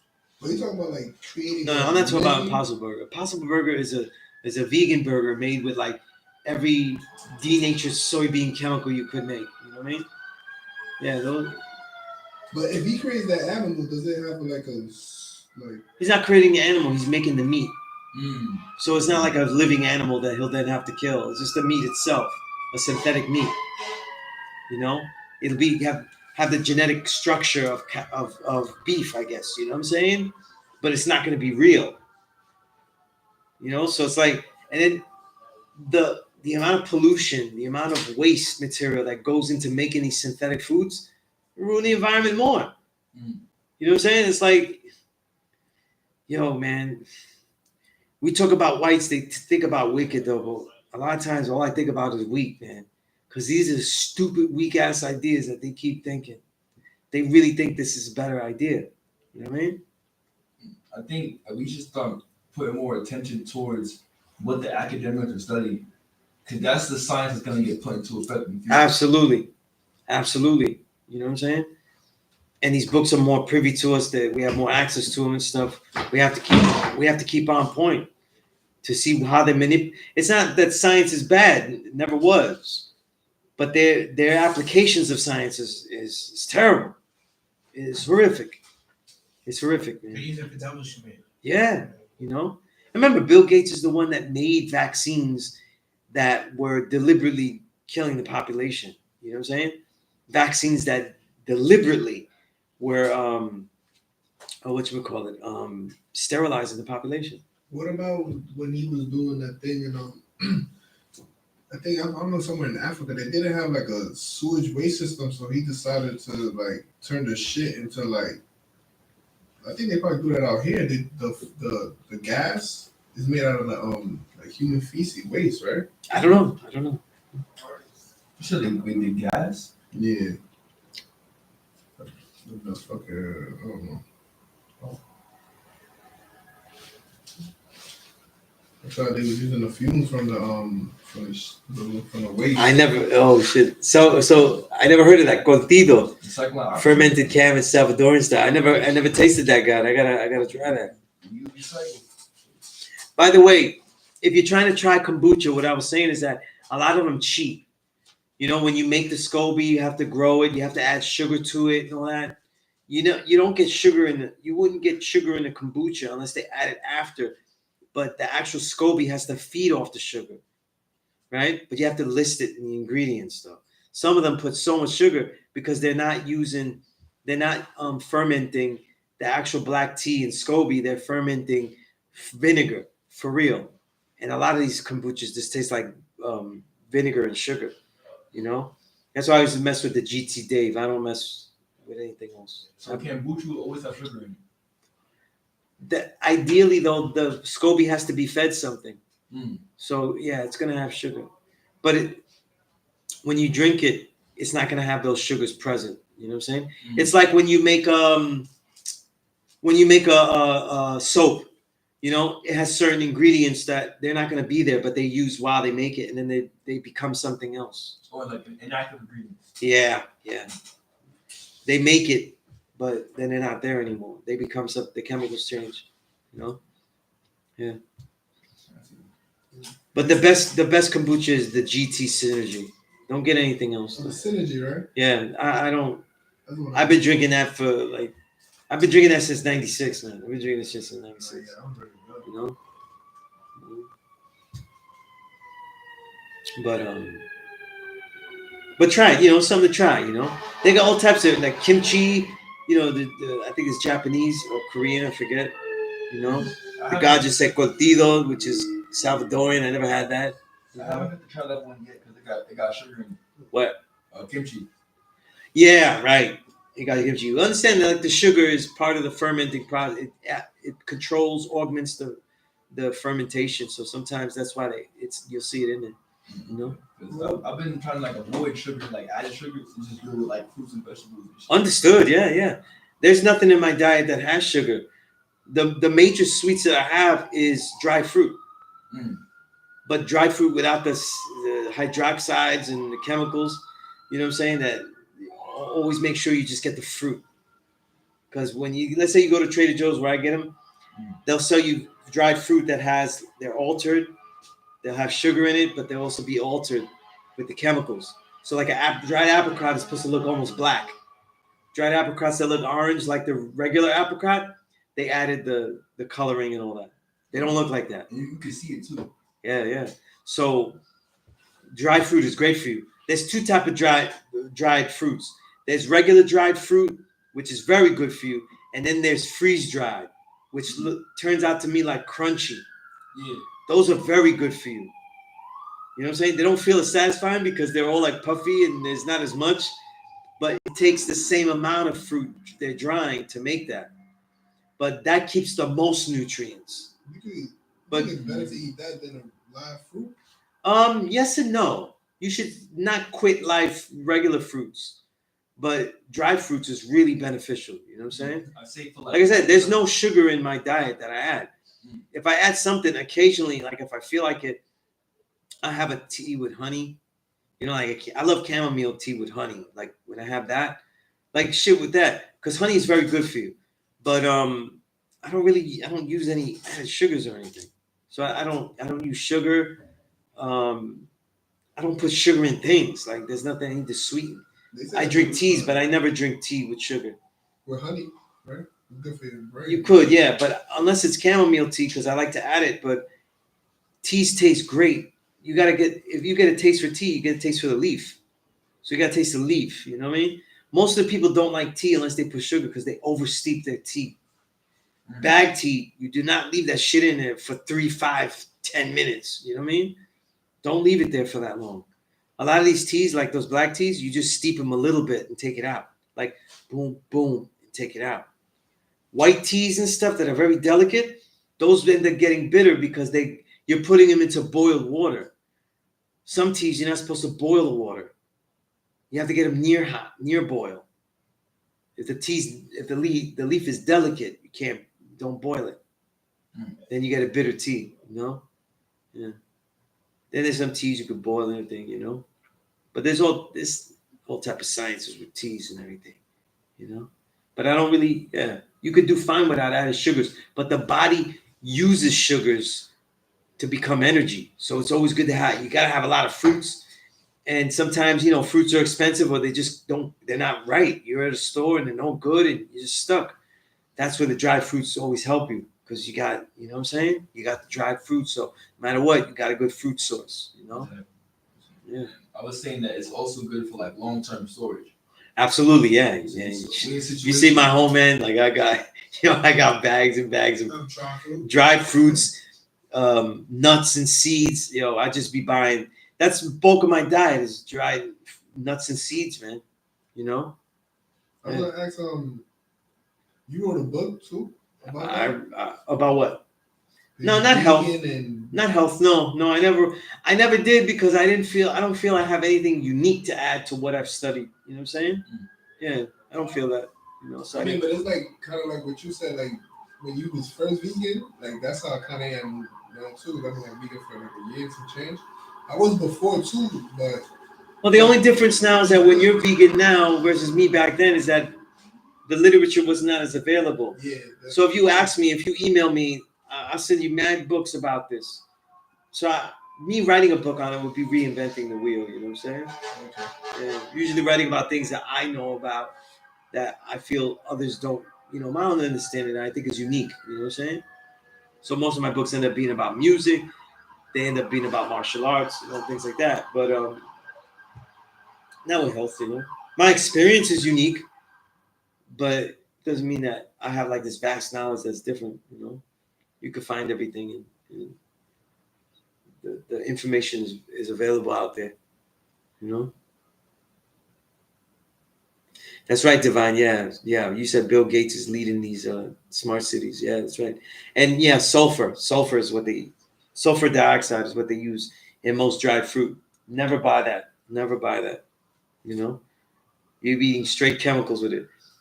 If you have a real taste for the regular and then the chemical, you see the difference.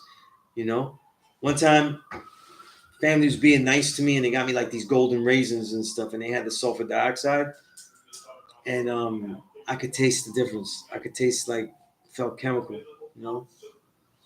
And they also use chemicals in some dried fruit to, if they're not organic, to speed up the process of ripening, and that will give a chemical taste to the dried fruit. You know, but dried fruit is one of the best things to have, though. You know, look at your life now, like where you eat now. Every time you need energy, though, a lot of times you'll be going for something sweet. It's not wrong. It's because you need energy. You need something to boost. You know, or you be drinking things that you don't know have energy.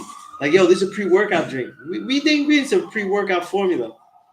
It's mainly caffeine and sugar. Mainly caffeine and sugar, something that ignites you and have you going batshit crazy in the gym. That's what it's for. You know? So a lot of times we don't even know how much sugar we're eating. You know? So is it true that fat is a better resource of energy than sugar? No, I don't agree with that. You know what I'm saying? But they're both storehouses, so I couldn't say which one is better. You know what I'm saying? The reason why I was saying that is because it takes longer for the body to burn fat than sugar. Yeah.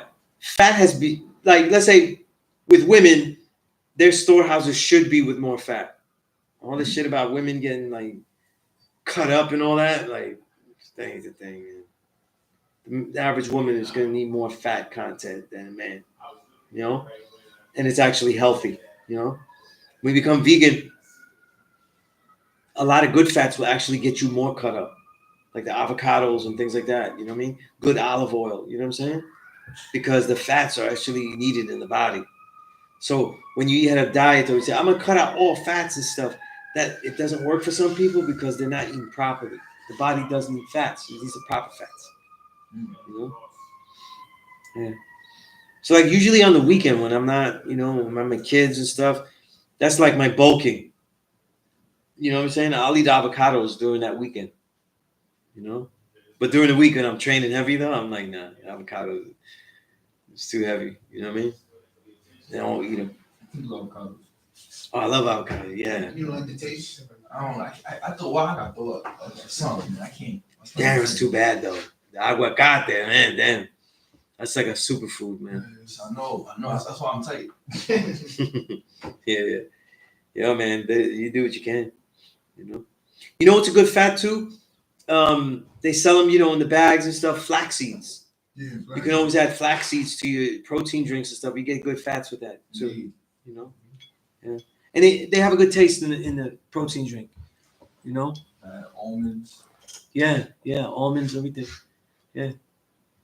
That's why I'll tell y'all to go to Trader Joe's because they'll tell you the nuts and seeds and dried fruits are the best prices and stuff. A bag of dried mango will cost you $5 in Trader Joe's. In Whole Foods, it'll be $15. You know, they're dramatically different. You know, and in the regular key food, their brands or whoever dealing with, you're gonna get them with sulfur and sugars added and all that kind of stuff. So you might as well just have candy. Like, why have dried fruit though with sugar in it? When you might as well just get nice candy, like, right?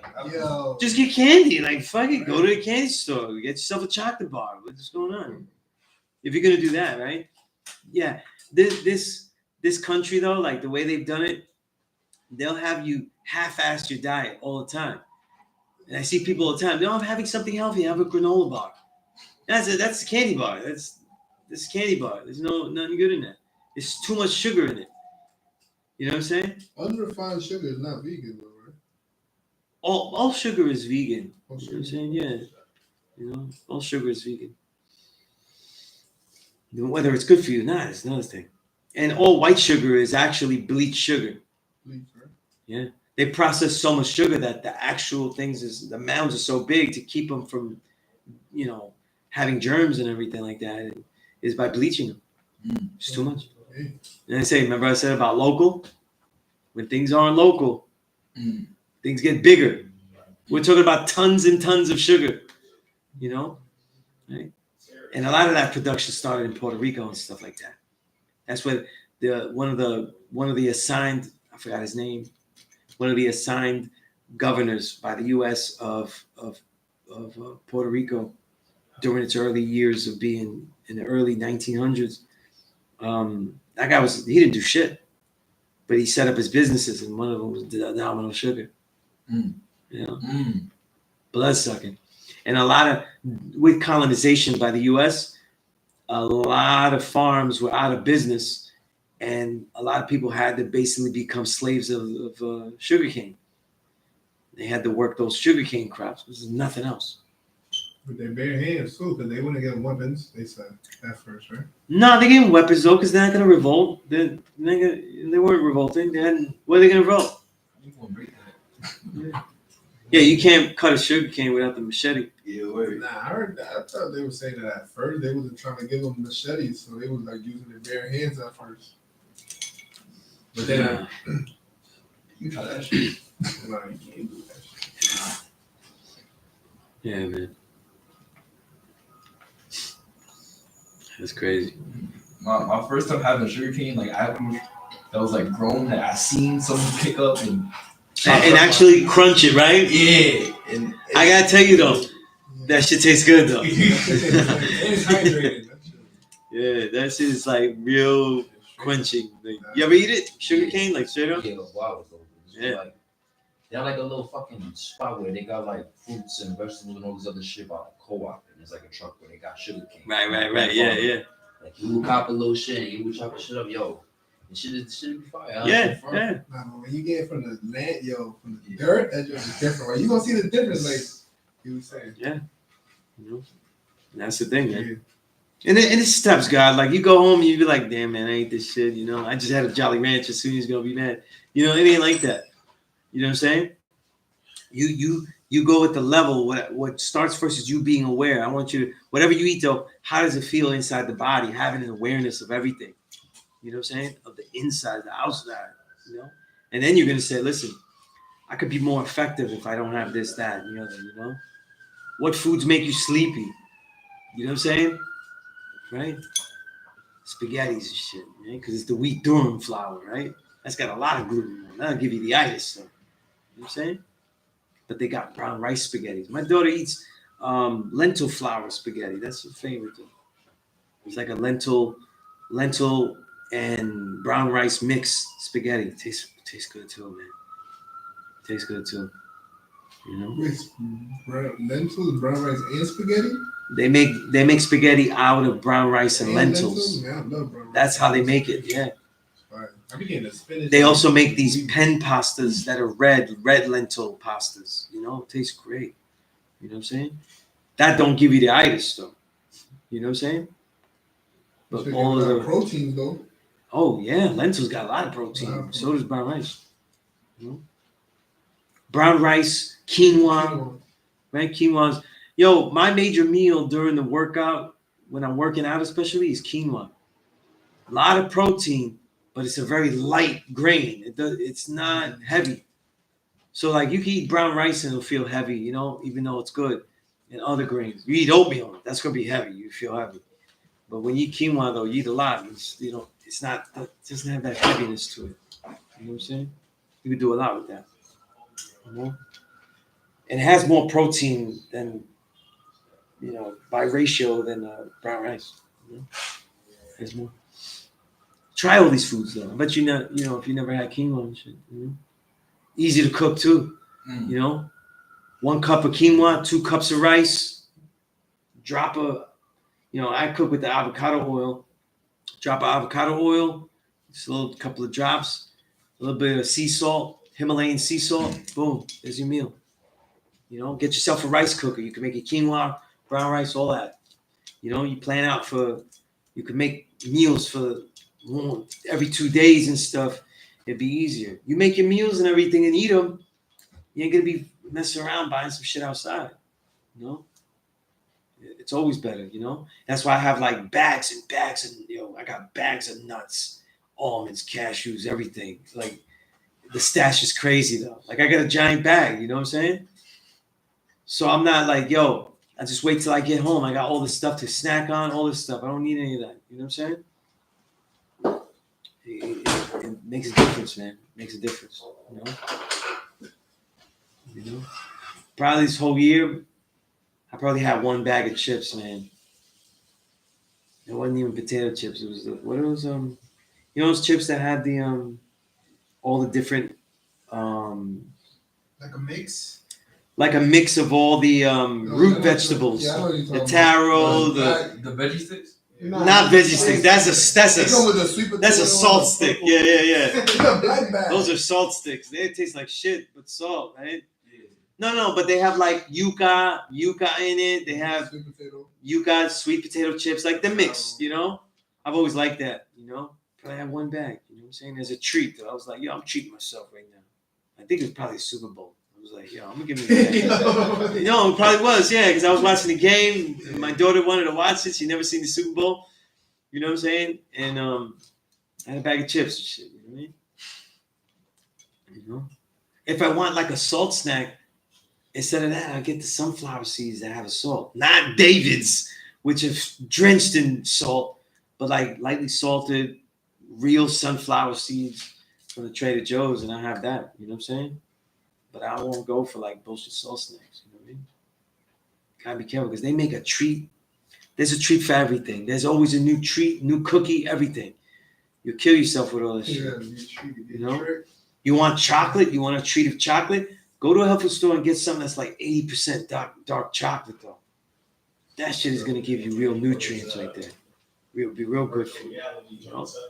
You might not even want to eat the whole thing of dark chocolate. I don't know.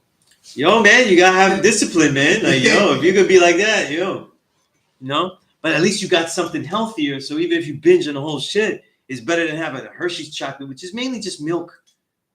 That shit is mostly milk chocolate. There's a good book I read recently, The History of Chocolate. Most of that milk chocolate, man, it's all hustle. You know? It's all hustle. Mainly milk and sugar. You know? Some of these chocolate bars will tell you. Remember, ingredients in a product, all food products, are listed by the amount. So the most are first to the least. You open these things, it's a chocolate bar, and you say, look, the first ingredient is sugar. How the fuck so, right? Yeah. I bought a chocolate bar and the number one ingredient is sugar. There's more sugar in the bar than chocolate. That's crazy. That's crazy though. Like, now, when I started looking at that, I started. yeah, no, that's the streets though. That's the streets. That's like you got cocaine though, and it's all the cut. Like, you know what I mean? You just bought baking soda, you know? Right? Yeah. You're like a bad drug dealer. You got, bad crop there. You know what I mean? You got bad, sold you, Hershey's been lacing shit. You know what I mean?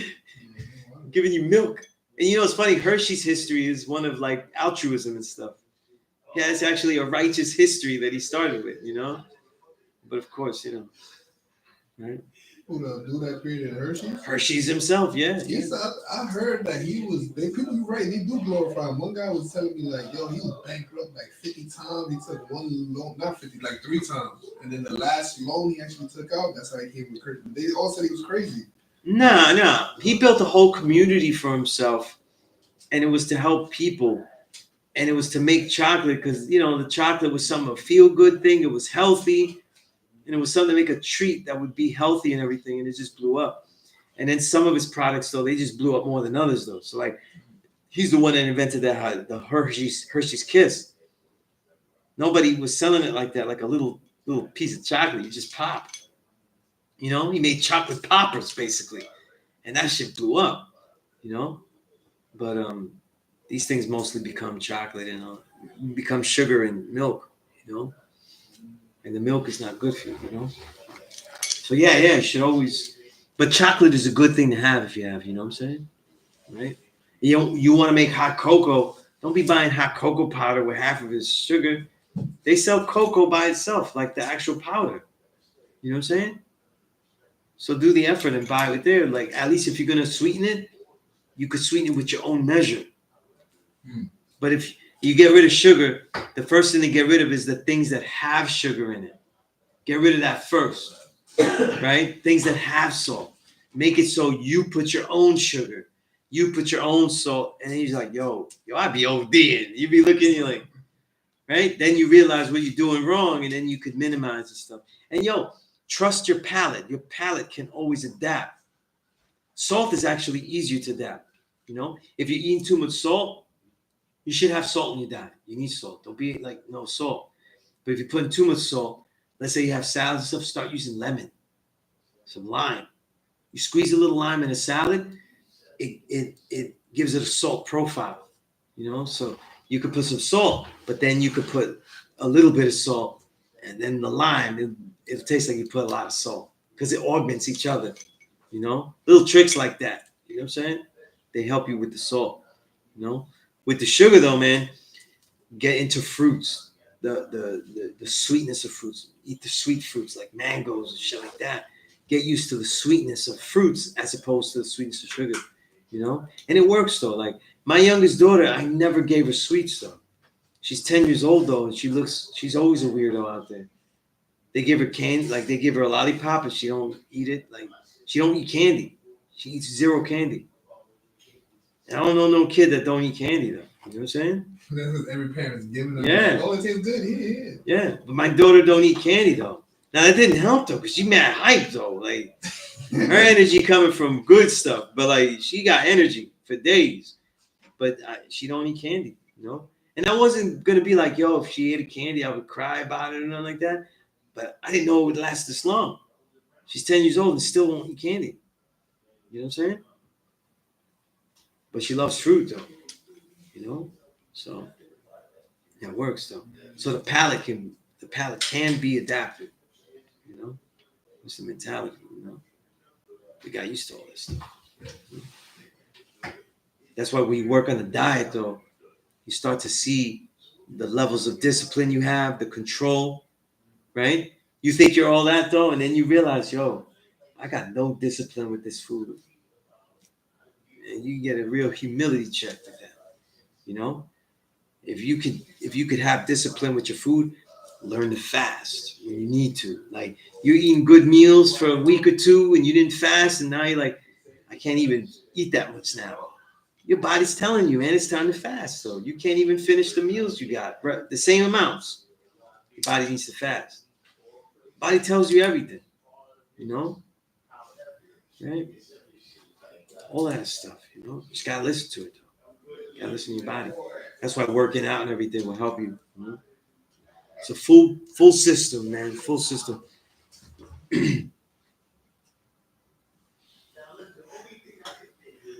Yeah, carob. Yeah, carob is real tasty, man. Carob. I don't know if you ever heard of carob. CAROB. Carob is not chocolate. It's a bean, but they make stuff like it. Like they even make chocolate, like chocolate bar like things with that. But it's not chocolate. The carob bean has a real nice flavor, but it's not chocolate. If you ever see it out there.